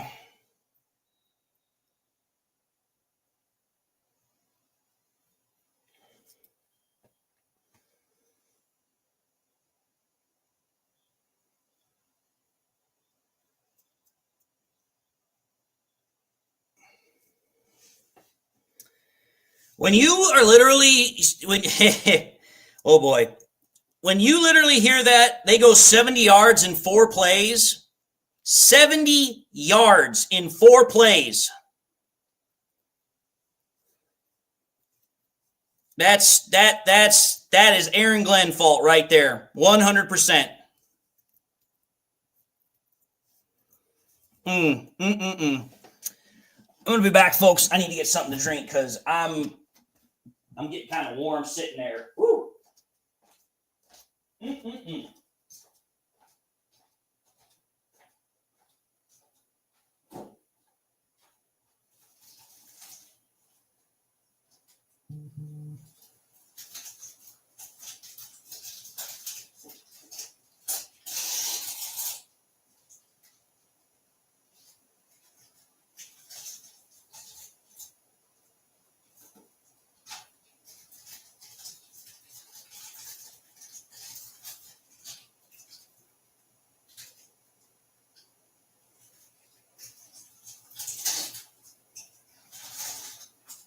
Gotta be a commercial.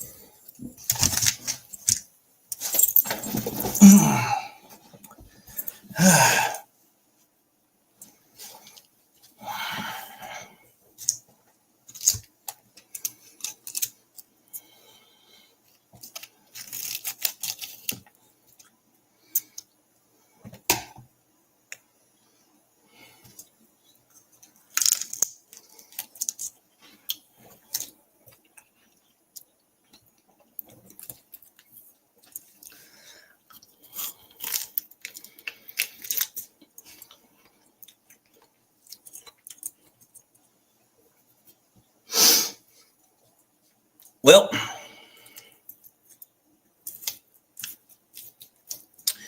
I'm going to say this. Win, lose, or draw, however this game ends, Aaron Glenn's not going to have himself a good week this week. Ain't going to have a good week.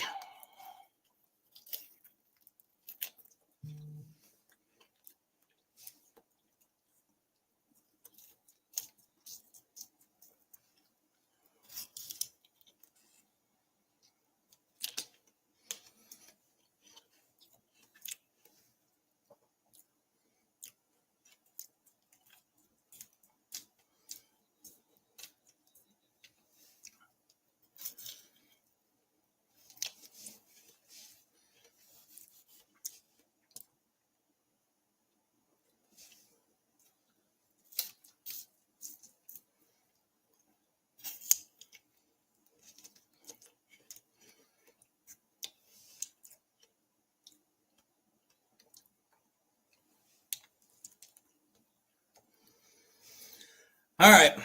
Goff under center. Man in motion. It's JMO. Goff snaps it, hands it off to Monty. Monty's going to try and find a hole and gets only a yard.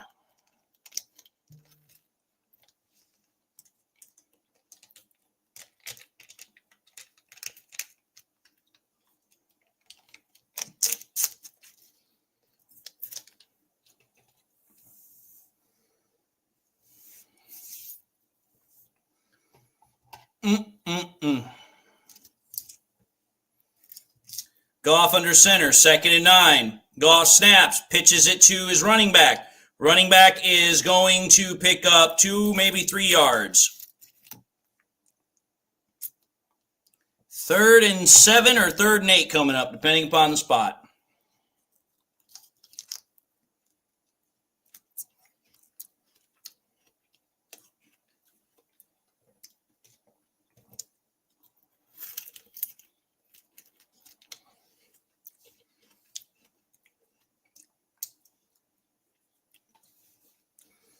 Goff in the gun. Goff snaps it, looks to throw, and Goff's going to get sacked.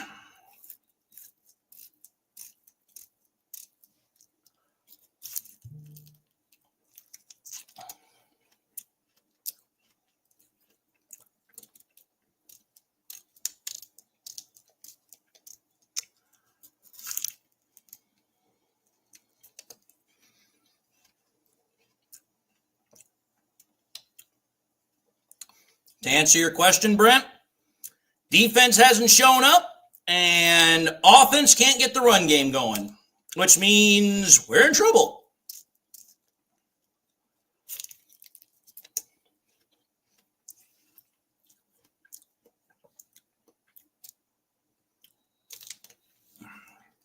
Another flag on the play. Lions will keep them pinned inside of their own 20. Might even be deeper if the penalty's against them, which I think they say they might be.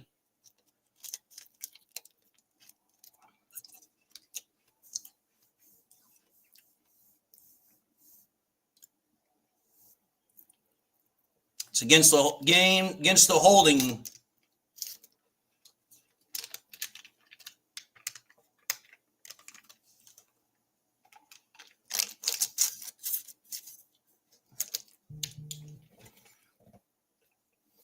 Actually, Brent, Goff has been the only reason that we have been successful. Goff's the only reason we have the 14 points that we have.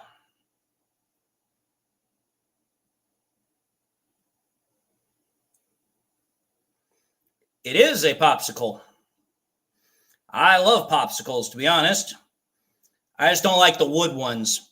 I like it when it's just in a plastic wrapper, freeze it, and you're good to go.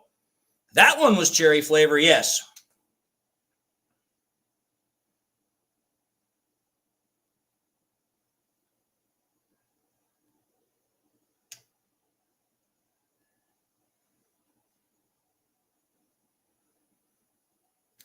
To be entirely honest with you folks, I've got more than that. Let's see here. Let me just the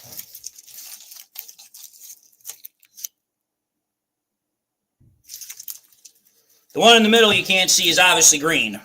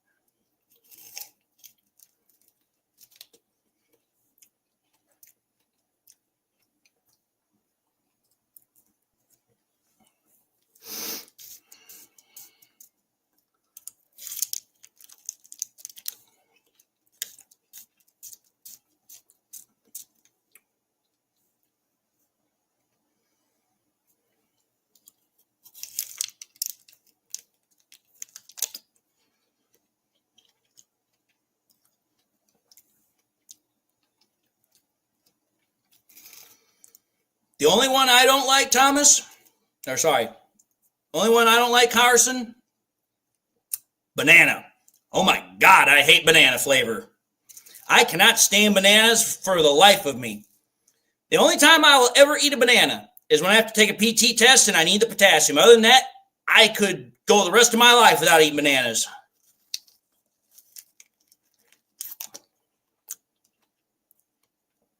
Freezer. Allen snaps the ball, misdirection, and this is one of the few times that the running game for the Bills goes nowhere.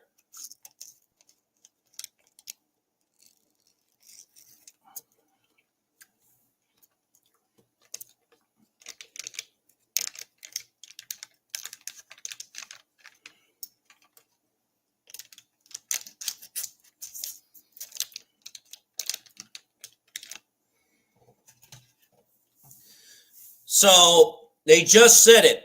It's not a concussion for Carlton Davis. It's a jaw injury. So there was a reason why he was holding his mouth. It's a jaw injury. Allen snaps, looks to throw. Allen throws it to his running back. And again, I'm telling you, these running backs have been killing us. I'm telling you, Josh Allen and these running backs are fucking killing us. They have been picking us apart all dang day.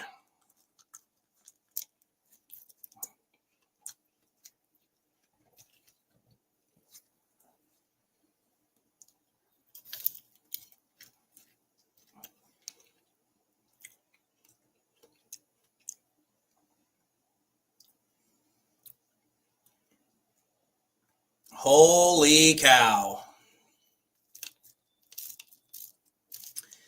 Aaron Glenn, I'm sorry. You're going to get all the blame and you're going to all deserve it.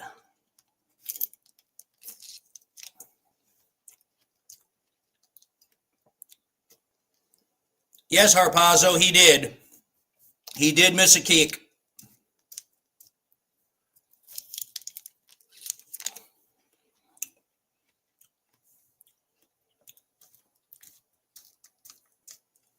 Yep, missed tackles don't help either.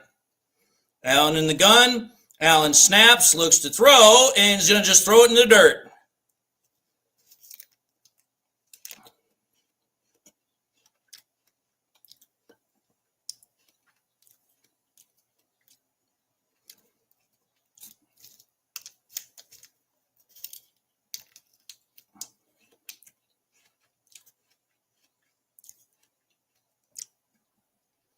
Just saw Zadarius Smith on the screen there.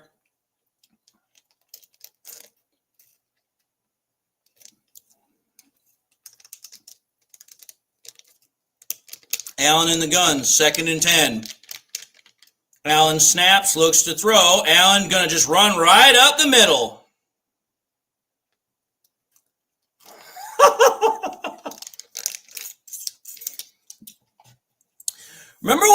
Remember what Aaron Glenn said? Remember what Aaron Glenn said way back in the day? I will never have a QB spy in my defense. Just gonna say. Oh, and Kelvin Shepherd is just yeesh. Kelvin Shepherd just blew up on number 47. Whoo! Ezekiel Turner just got his ear chewed off. Allen snaps, hands it off, and oh, finally a tackle behind the line of scrimmage.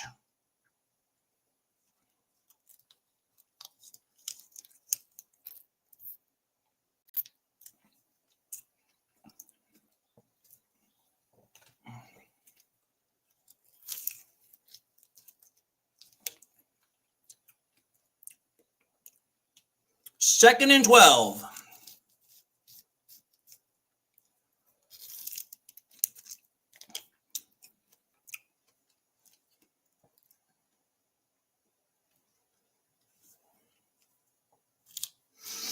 Second and 12.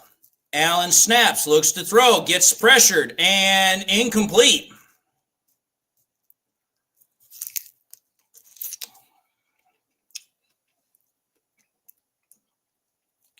Third and 12 coming up.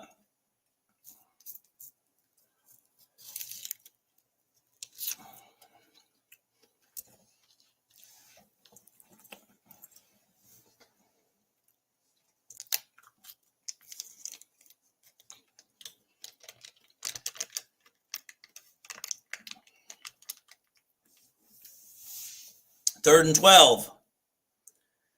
Allen in the gun. Snaps the ball. Looks to throw. Throws it. And it is going to come up short. Amik Robertson tackled by... Well, Amik Robertson tackles Shakir.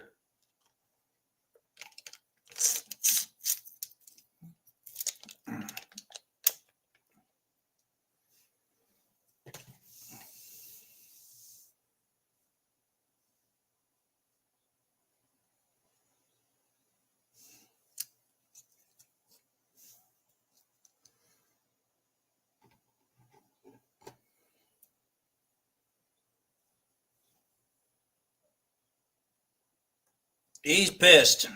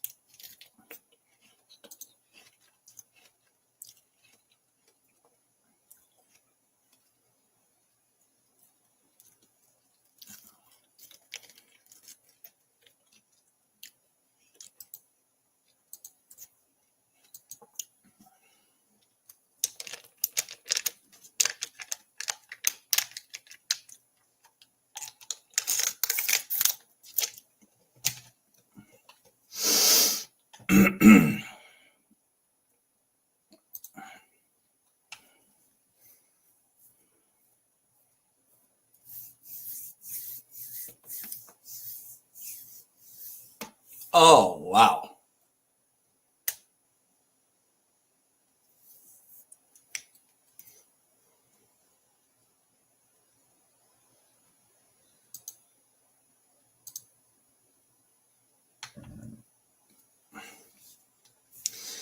Goff under center, man in motion. Goff snaps, play action, sets up a screen, gets it to Montgomery, and Montgomery is going to pick up a first down and a little bit more.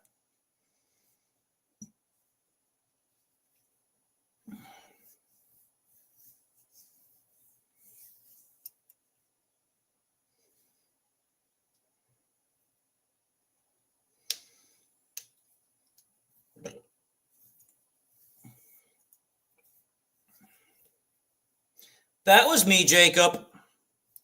That was me.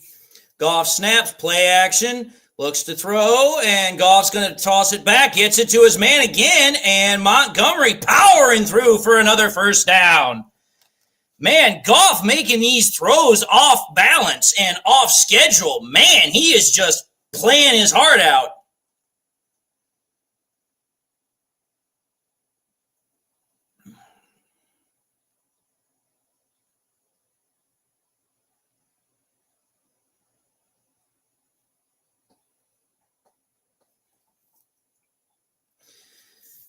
Goff under center. St. Brown in motion. Goff snaps, looks to throw.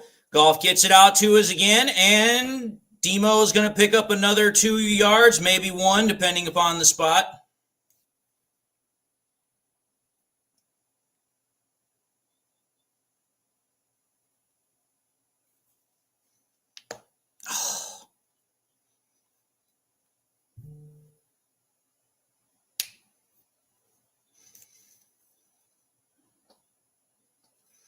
Goff in the gun, 2nd and 9. 2 receivers to the right with a tight end. Goff snaps, looks to throw. Goff is going to throw. Goff gets it, and it is caught.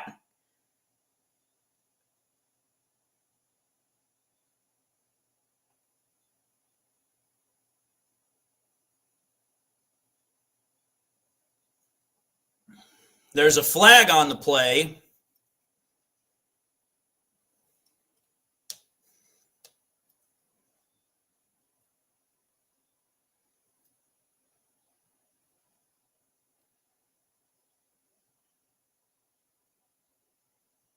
Oh, brother.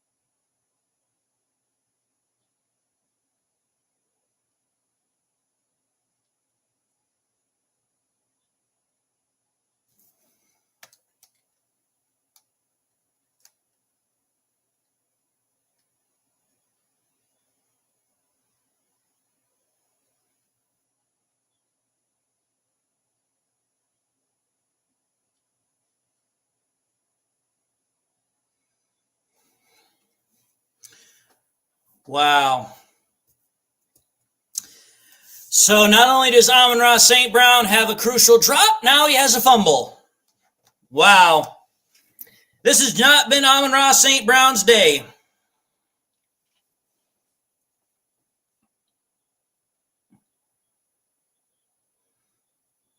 Wow.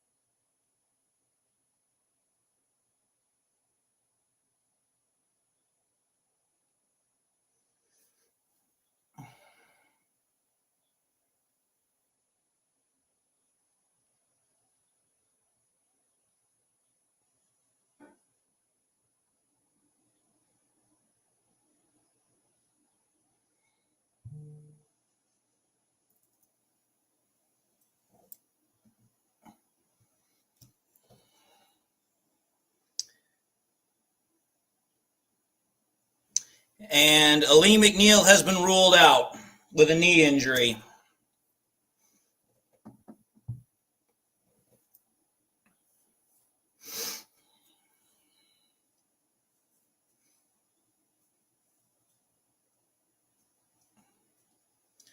Allen in the gun, looks to throw, snaps, and gets it to his man, and incomplete.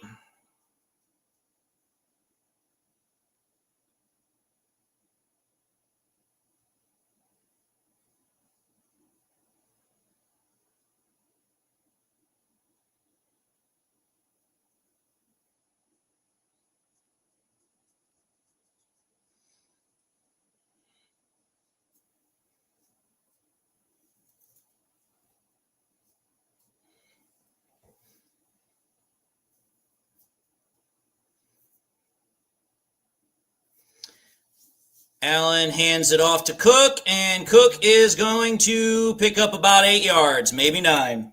Going to be 3rd and 1 or 3rd and 2 coming up.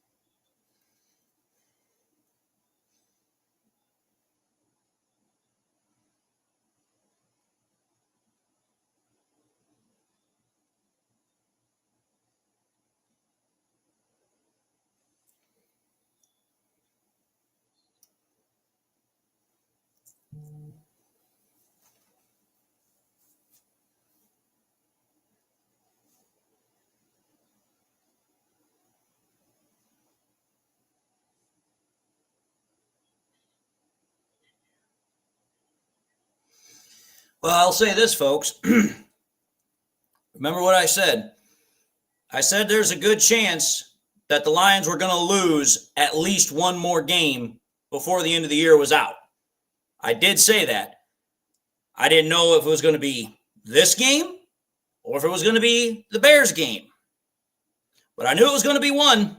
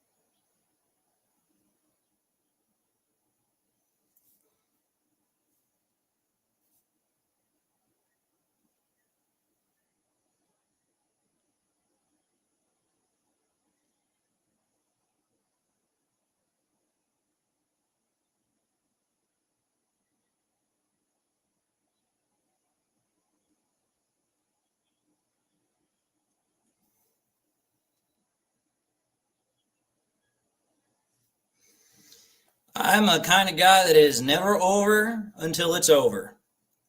Again, folks, the way I look at it is a very simple one. This is a team that does not quit. Dan Campbell does not quit. And the way I look at it is this is the same franchise that had, what was it, a 30-plus point, comeback in like 11 minutes against the Titans. Now, I understand that was the Titans, not the Bills. But what I'm trying to get everybody to understand here is this. The Lions can make a comeback. They can do it. But it's going to take everybody making plays.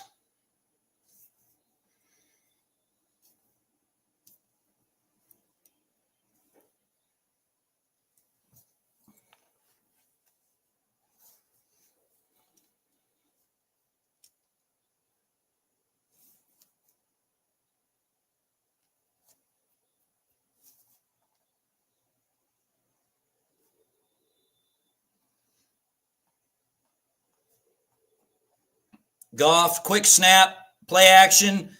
Goff throws it, and way too high for Sam Laporta.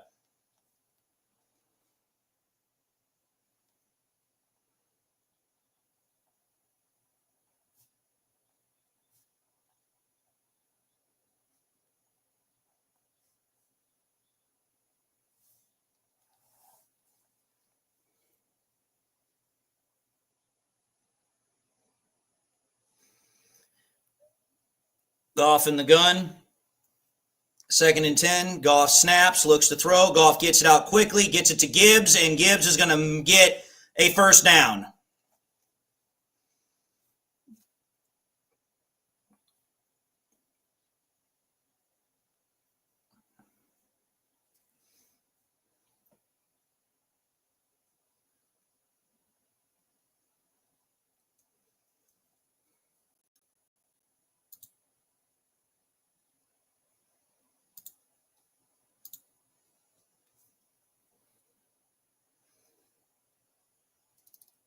Goff snaps, play action. Goff is going to go deep.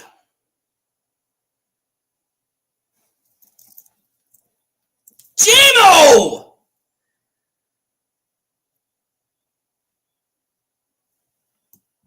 Wow, Jamo, you had that!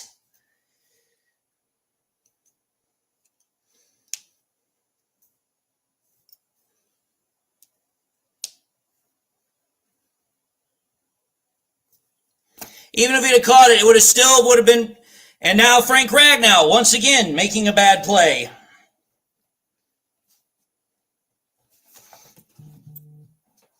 Wow.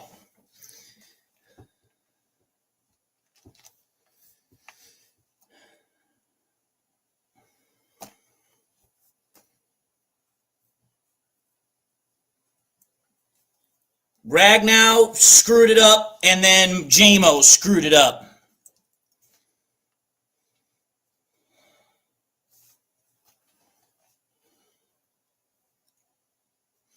Goff snaps.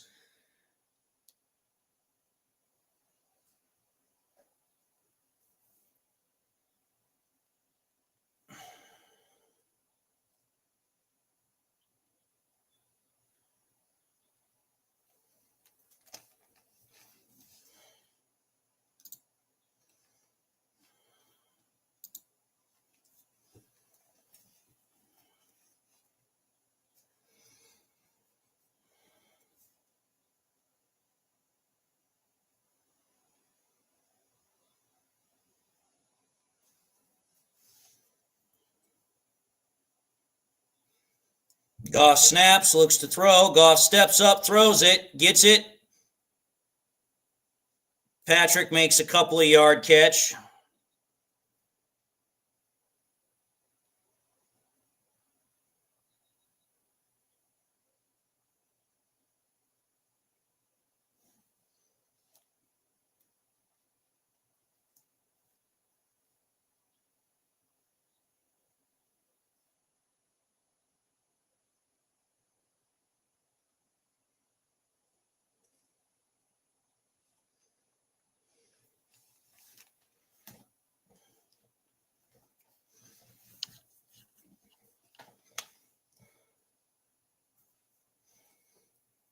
Goff snaps, looks to throw. Goff throws, gets it to Amon-Ra St. Brown, and St. Brown is on the run. St. Brown, you better run, boy. Touchdown!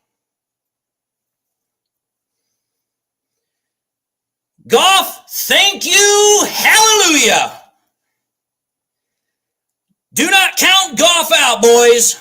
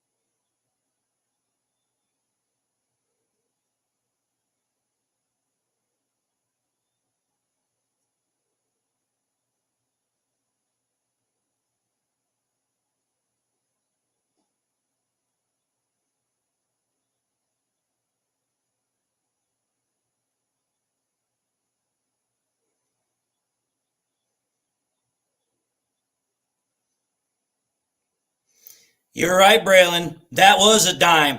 That was such a dime, it was literally right between his damn eyeballs. Look at that. That ball literally was right between his damn eyeballs. Right between his damn eyeballs.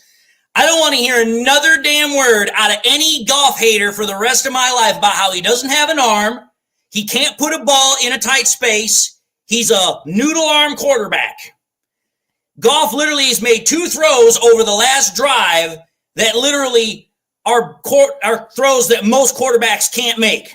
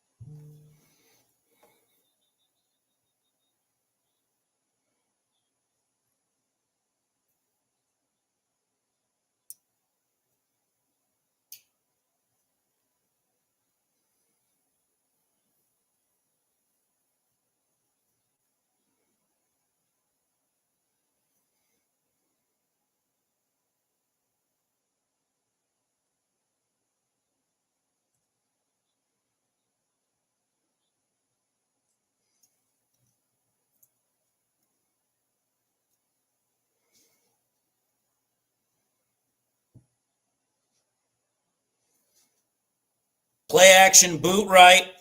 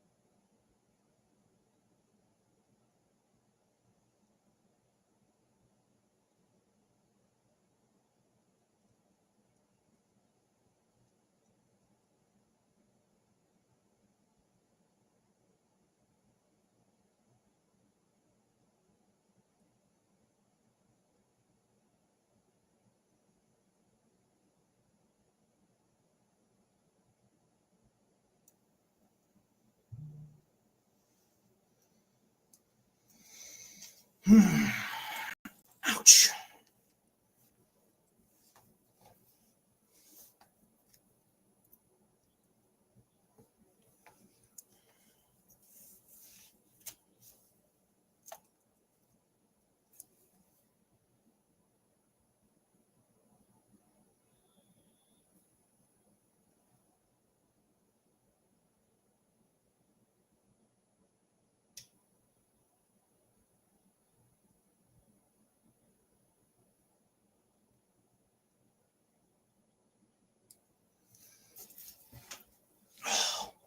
Good Lord.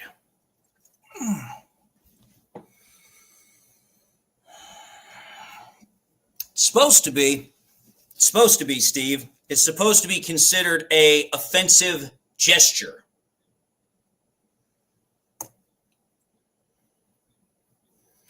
But it's interesting how that call literally only happens to certain players and to certain teams.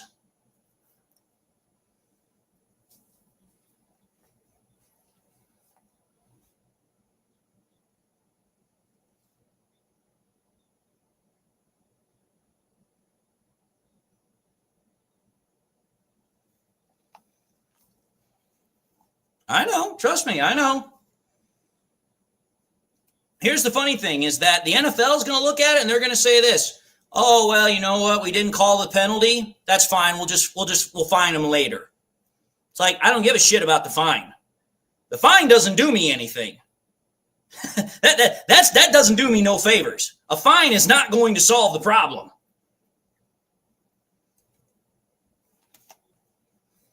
Hey, Heath, you know what? Let them slam us. Let them slam us. You know why? Because here's why. Here's why. The reason why I say that is because if they slam us, then everybody's going to start to think that we're no good. And you know what? If everyone starts thinking we're no good, that's when we always come back and we literally have our best moment.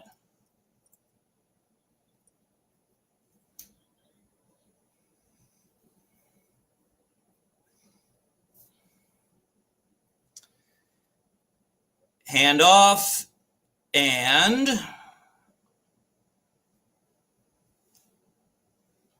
to who are you asking this question to, Detroit Productions?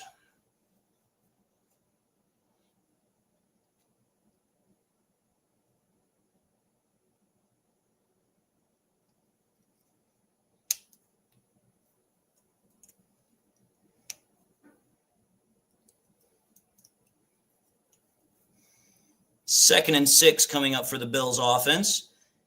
Josh Allen in the gun. Allen snaps, looks to throw. Allen steps up and incomplete. 3rd and 6 coming up.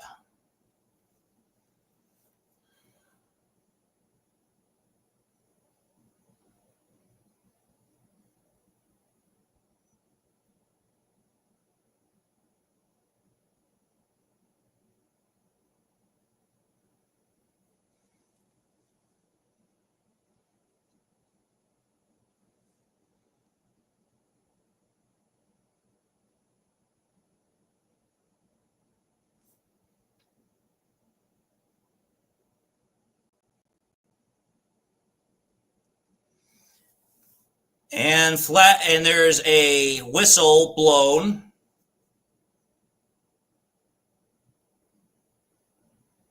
Buffalo calls a timeout.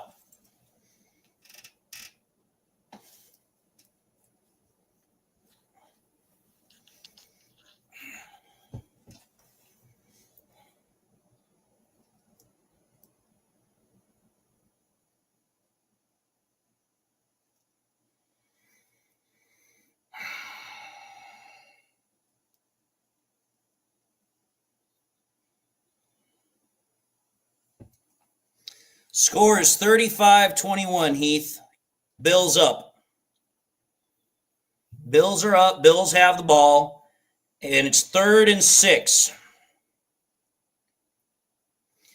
It's 14 minutes, 15 seconds left. Bills are at the 32-yard line.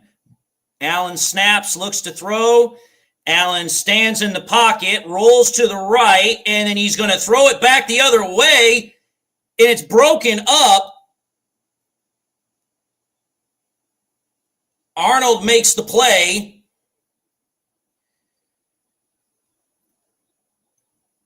And freaking Allen got swapped. Man, Pascal just whopped him. Damn. Woo-hoo. Holy cow. About 14 minutes, D-River. Damn, Pascal just murdered Allen. Wow. Kick is up from Bass, and it is good.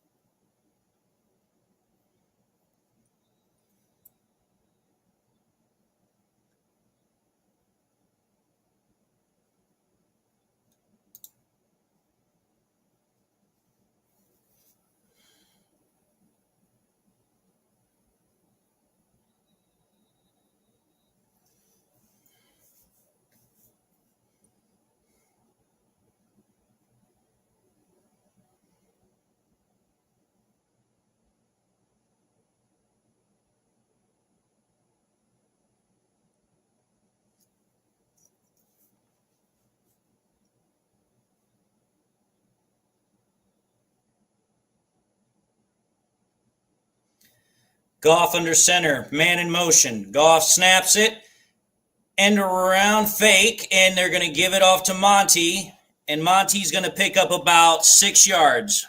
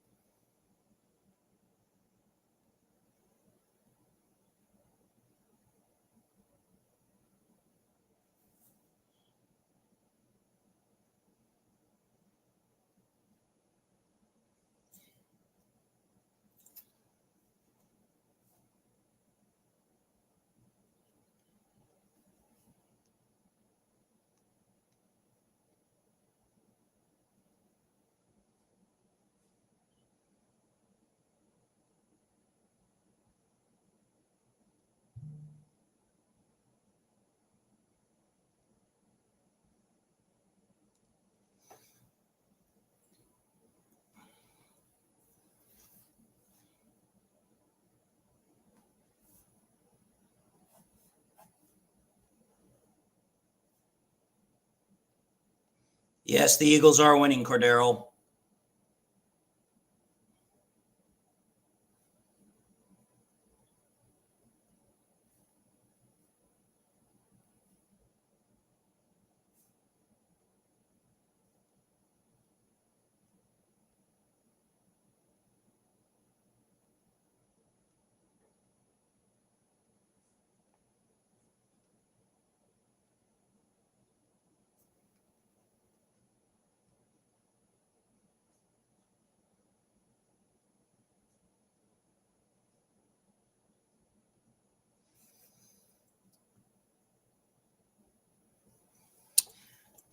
I'm the type of person, Ronnie, I'm a never say never kind of person.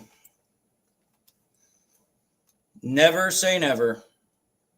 Kind of reminds me of the one song from, what's the movie? American Tail by the freaking Pigeon. Never say never, whatever you do. Never say never, my friend. If you believe that your dreams will come true, they'll come true in the end. Keep up your courage, don't ever despair. Take heart and then count to 10. Hope for the best, work for the rest, and never say never again.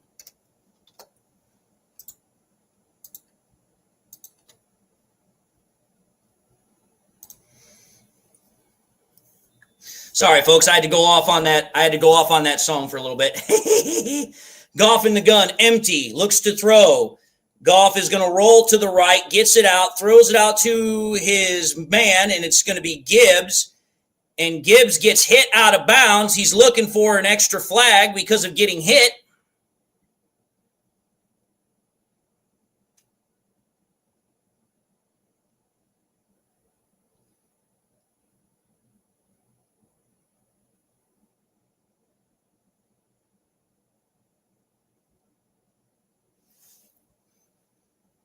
First and 10 coming up. Goff in the gun.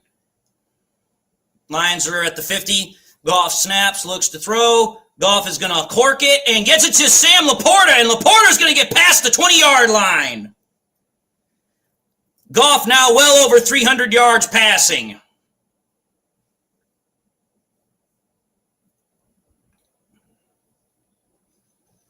I like to sing, Martin. I really do. I don't do it often because some people think it's annoying. Some people don't like it.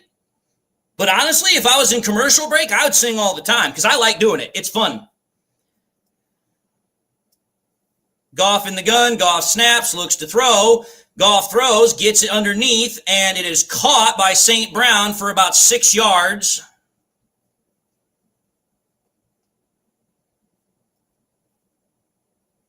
Goff is rushing him up to the line. Lions are at the 12-yard line. Goff looks to throw. Goff snaps. Goff steps up, throws it underneath, and it's going to be a touchdown. Touchdown, Gibbs.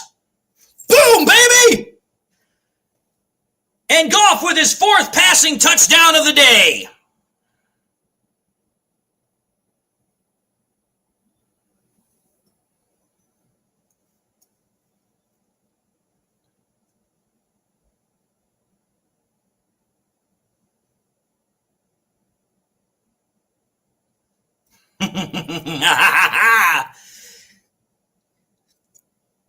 Goff and the Lions will not go away.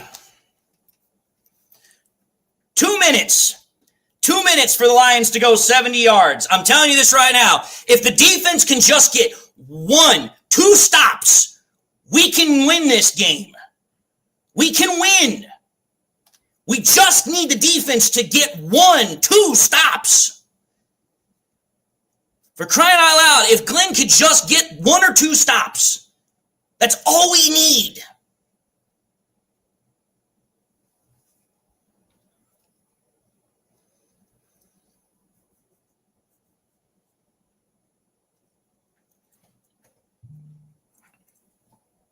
Oh.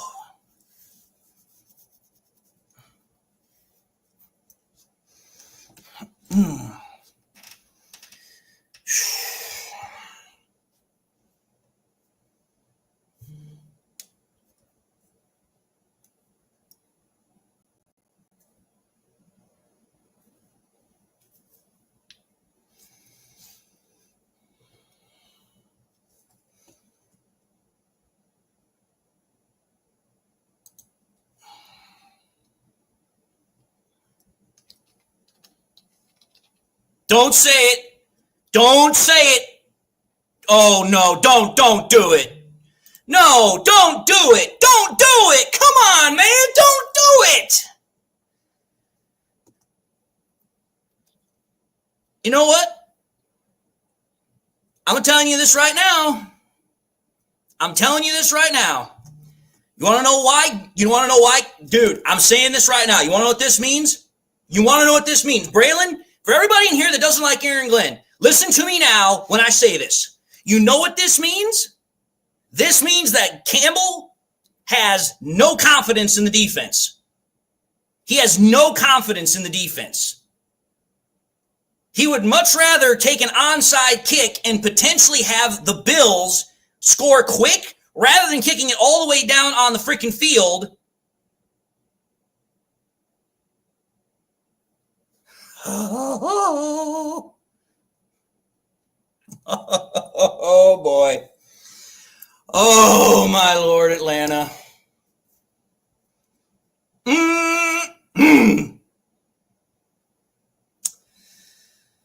Yeah.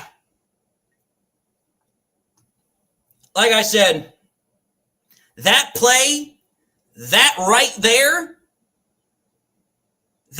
there is telling me that Campbell has no confidence.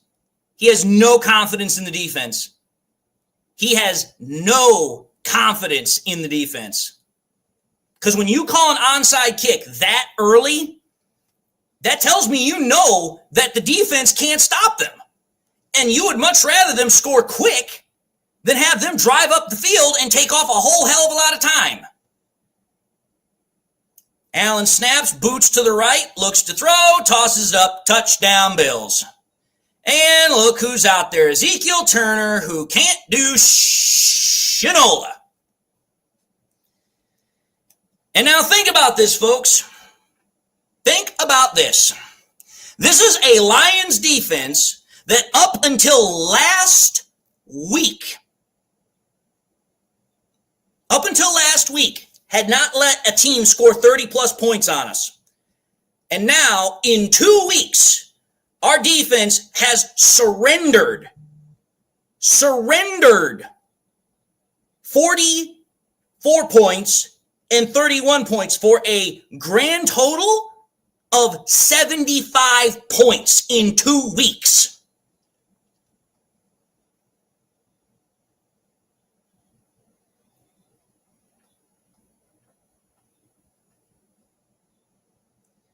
I swear, I'm sorry. I am sorry. At this point, there is nobody else to blame except Aaron Glenn. I mean, you can throw blame at other people like Amon-Ra St. Brown. You can talk about freaking Jake Bates and all that bull's crap. But I'm sorry. This literally starts and ends with Aaron Glenn. This game, this loss, it's all on Glenn. I don't give a crap about anything else at this point. It's Aaron Glenn who screws this over. Because think about it. Aaron Glenn was the guy who freaking would not make adjustments. Throughout this entire game, he has not made a single damn adjustment on defense. Not even one. We're still running man defense. We're still freaking not doing anything to try and stop Josh Allen from booting out in the pocket. Nothing. This is the same defense we saw from quarter one, and now we're in quarter four, and not a damn thing's changed.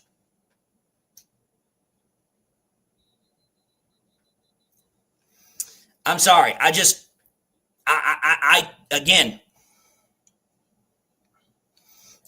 not going to say over until it's over. But as far as I'm concerned, when it comes down to it, Aaron Glenn's the reason we lose this.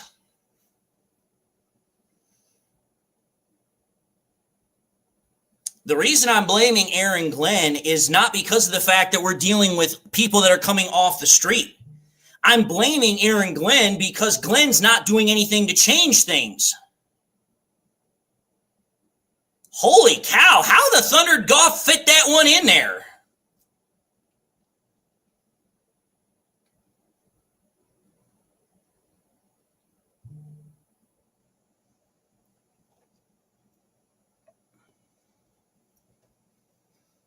Again, I understand that we have a crap ton of injuries. I get it. Trust me, I get it 110%. But the problem is this. Cordell, you want to know what I want Aaron Glenn to do? I want to do what he's done the freaking past 13 games up to this point. Think about it. We haven't had Hutch since week 5. We've lost more players along the way. We just beat a freaking, Packers team a week and a half ago. Think about it. We've beaten good teams before with this defense, but yet somehow we can't win this one. When we're at home, we've had extra time to prepare. I understand Aaron Glenn doesn't have anybody, but it's not like he has nobody. He's got some pieces. Now, to answer, somebody asked me this question. Who was it? Somebody asked me a question in here. Where was that question? Oh, Rich asked me, why doesn't the clock stop when the player clearly went out of bounds? The clock only stops if the player is going out of bounds and picks up yardage. If they are going out of bounds and they're going lateral, that doesn't stop the clock. They have to pick up yardage while going out of bounds. Goff snaps, looks to throw. Goff is going to spin out to the left, throws it, and incomplete to Allen Robinson, it looks like. Again, I'm not saying that Aaron Glenn should have had a great performance tonight from this defense. That's not at all what I'm saying. I already knew coming into this game, that we were going to have a tight game. There was literally no way that we weren't. But at the same time,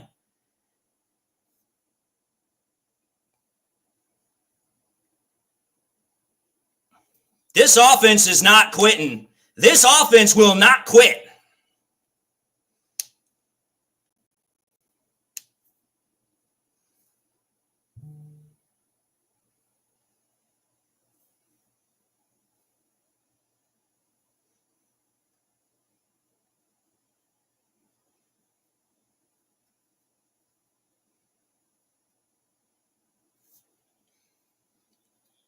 Again, folks, let me try and put this as clearly as I can. I am not saying I'm against Aaron Glenn. I'm not saying that I despise Aaron Glenn, but we have to understand the reality of the situation here. We have to understand it. This game started off with the Lions being down 14 points in the first quarter. If you take those 14 points off, now all of a sudden, the Lions are not losing by 18 points or so. They're losing by only 3. And here's the thing. Up until the third quarter, we didn't have any turnovers. Goff in the gun, looks to throw. Goff steps up, throws underneath, gets it to Gibbs, and Gibbs is going to fight to the 14-yard line. Anyway, what I'm simply trying to say here is this. I understand that our defense is literally hurting. It's literally hurting. You lose Carlton Davis. You lose Lee McNeil in this game. You've lost all these pieces. I get it. I heard it. I understand it. But at the same time, what are the same principles? What is the same message? What is the same thought process that has been constantly preached about from this team? We do not make excuses for injuries. It's next man up. So you can say all you want. Oh yeah, we got players that are freaking, coming off the street and playing for us. It doesn't matter. You have to find a way to get it done. Nobody else is going to care about it, so why should they? Goff throws, gets it to St. Brown. St. Brown's going to pick up a first down on 3rd and 8. All I'm trying to say here, folks, is this. If you simply look at the central piece of this game, there is no way you can possibly state that this game was lost by anything else other than Aaron Glenn not having the defense prepared. That's simply it. Catch by St. Brown at the literal half-yard line.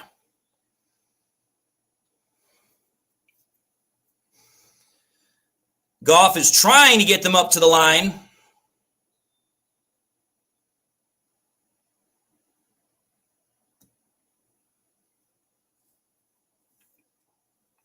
Wow.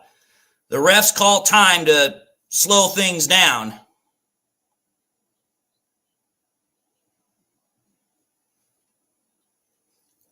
Okay, Cordell, let me ask you this question. Let me ask you this honest question.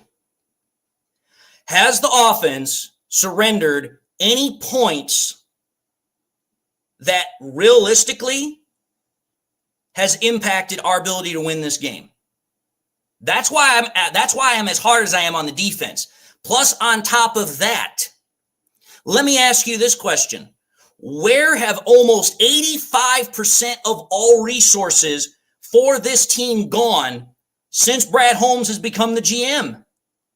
Think about it. You go back to every draft class, every single draft class, save one. Cordell, I don't care if we're depleted. I don't care. And you know what? Neither do the players. Neither do the coaches. Nobody's going to care if we're depleted. Touchdown, Lions.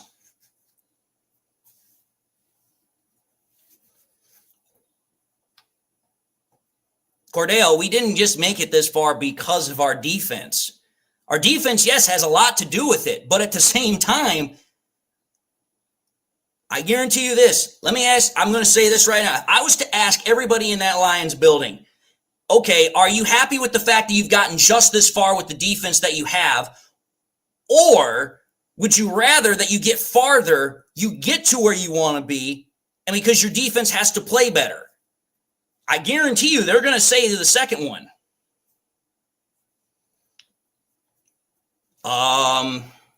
Was it Ben Johnson's fault? Ben Johnson didn't call a great game. I'll tell you that. Everybody and their brother knew that. That was probably one of his worst game calling days. But at the same time, let's go back to that game. Since you want to bring up Houston. The reason why that game was the way it was is because quite literally, the ball did not bounce our way that night for most of it. Again, that was the night Goff had 5 interceptions, of which 4 of them should have never counted. There was really only 1 interception that Goff threw that was actually, hey, that was his fault.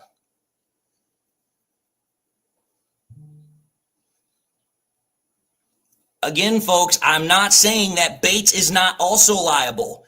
When you have a chance to nail a 3-point kick, you have to make that too. Because again, you make that 3-point kick and we go from 10 down to 7.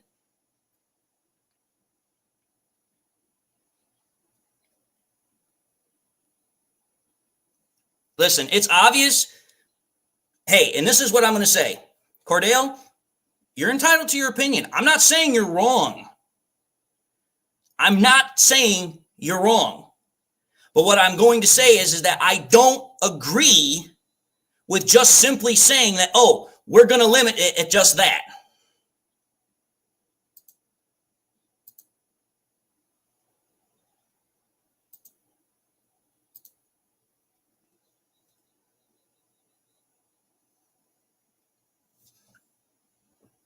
Again, there's multiple ways you can take a look at this game. And you know what? The way I look at it is very, very simple. You have to take a look at everything. Cordell, if you don't like what I have to say, go ahead. Please leave. I'm not going to continue to argue this point with you. I have said what I've said multiple times. Glenn was able to get us that victory in Houston, but Glenn is the reason we're going to lose this game most likely. If you don't like it, that's fine. It's not going to change my opinion, and it's probably not going to change the majority of Lions fans' opinion when we come back tomorrow.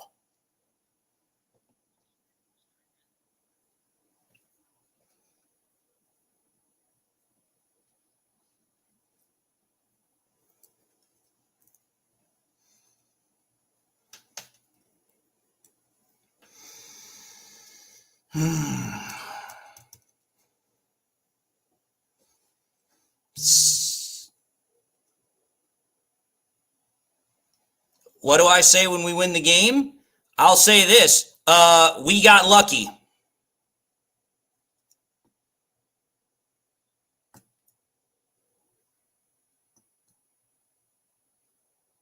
You're right, I was. I was trying to get him fired the year before that, too. I don't deny it. Again, I've said it before. I'll say it again now, and I'll say it again in the future. I do not shy away from what I said in the past. But again, circumstances change. And what did I say in the past about wanting him fired? I said if he could change things, I have no problem keeping him. But he has to show the ability to change.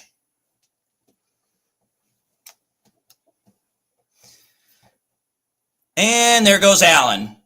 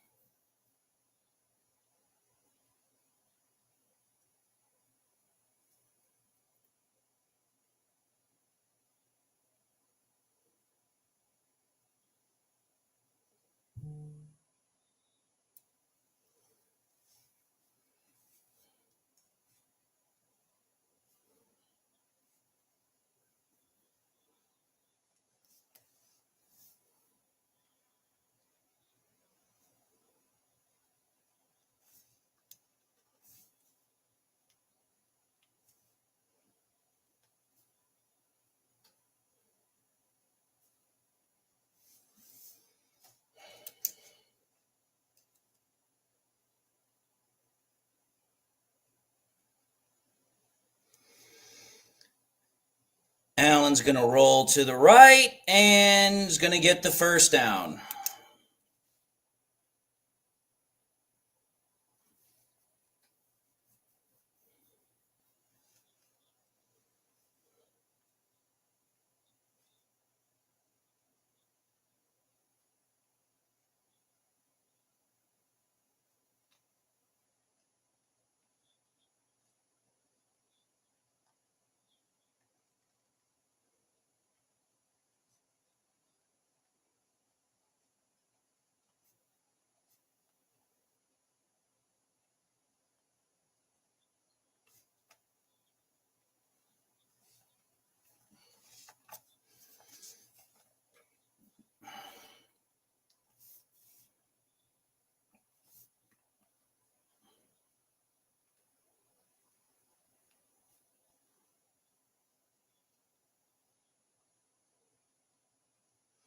It won't put us back anything, John Doe, but it will do.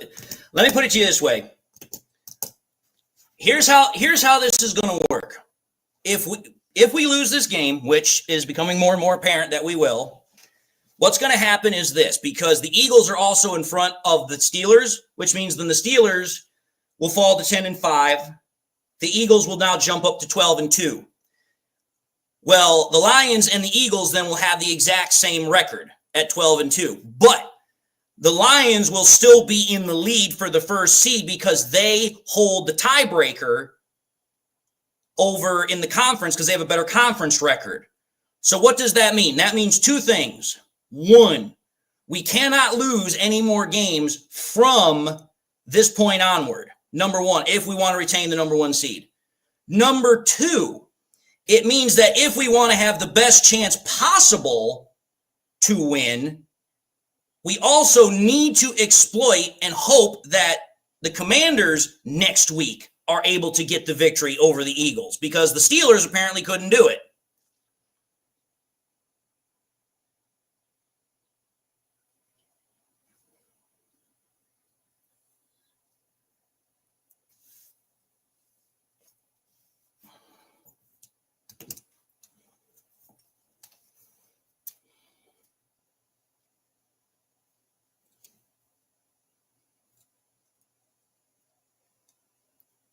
Play action. 3rd and goal coming up.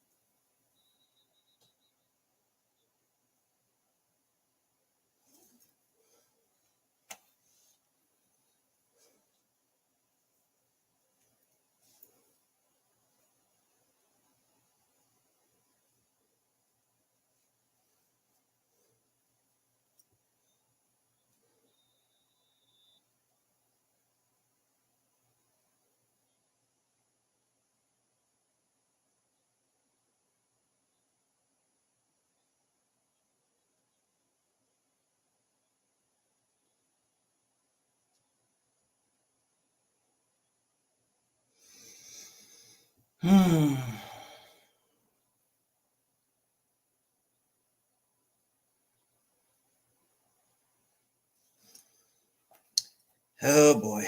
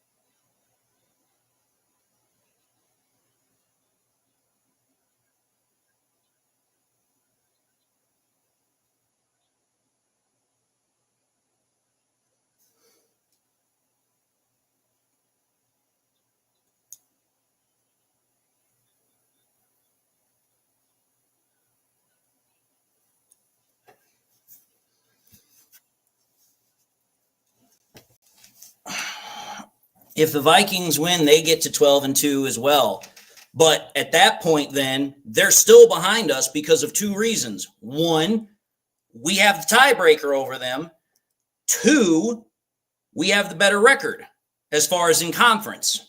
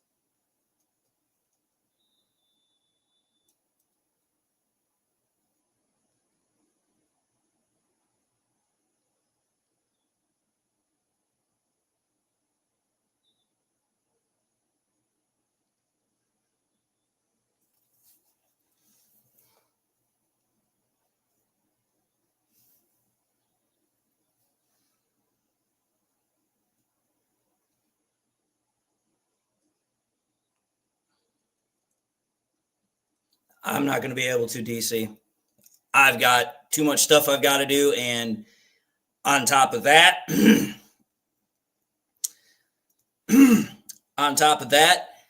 I think it's probably for the best I don't do one.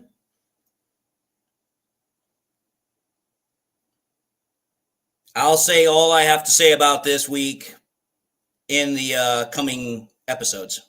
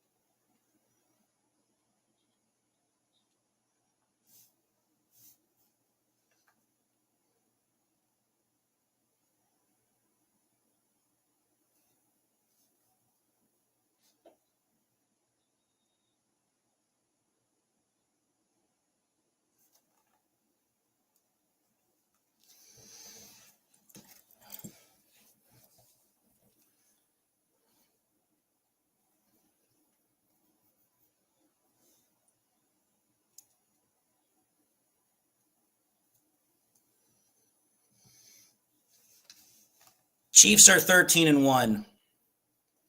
Chiefs are 13-1.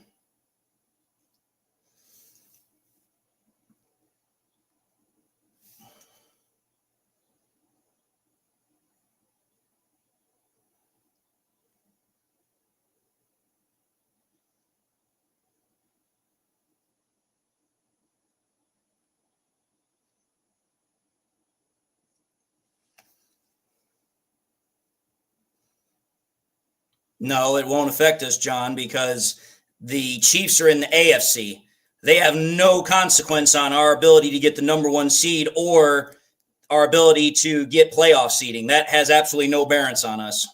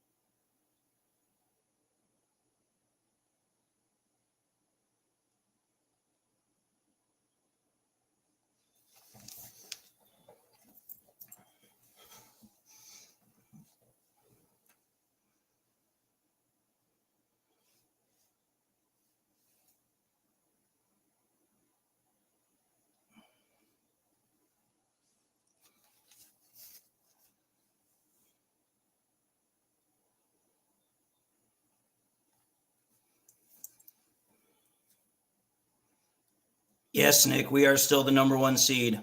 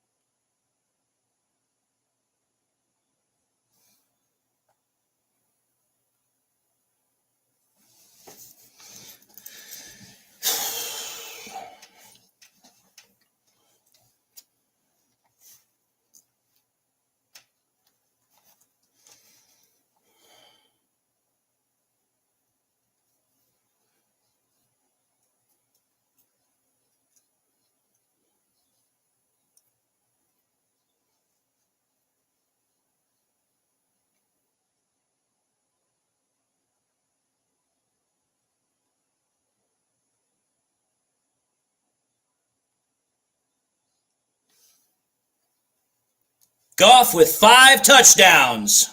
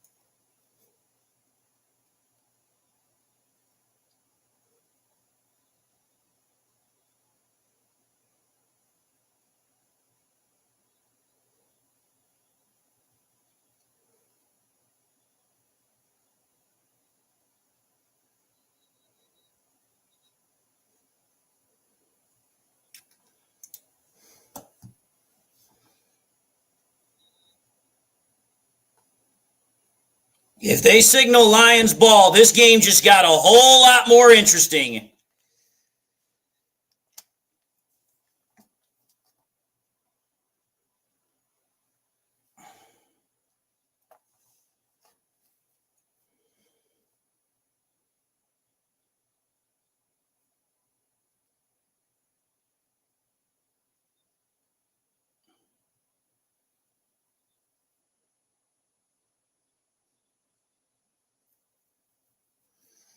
Oh, well.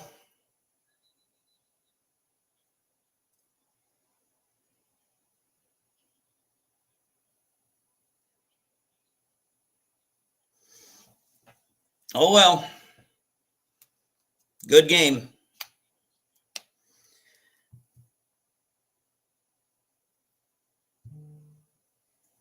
All right, boys and girls.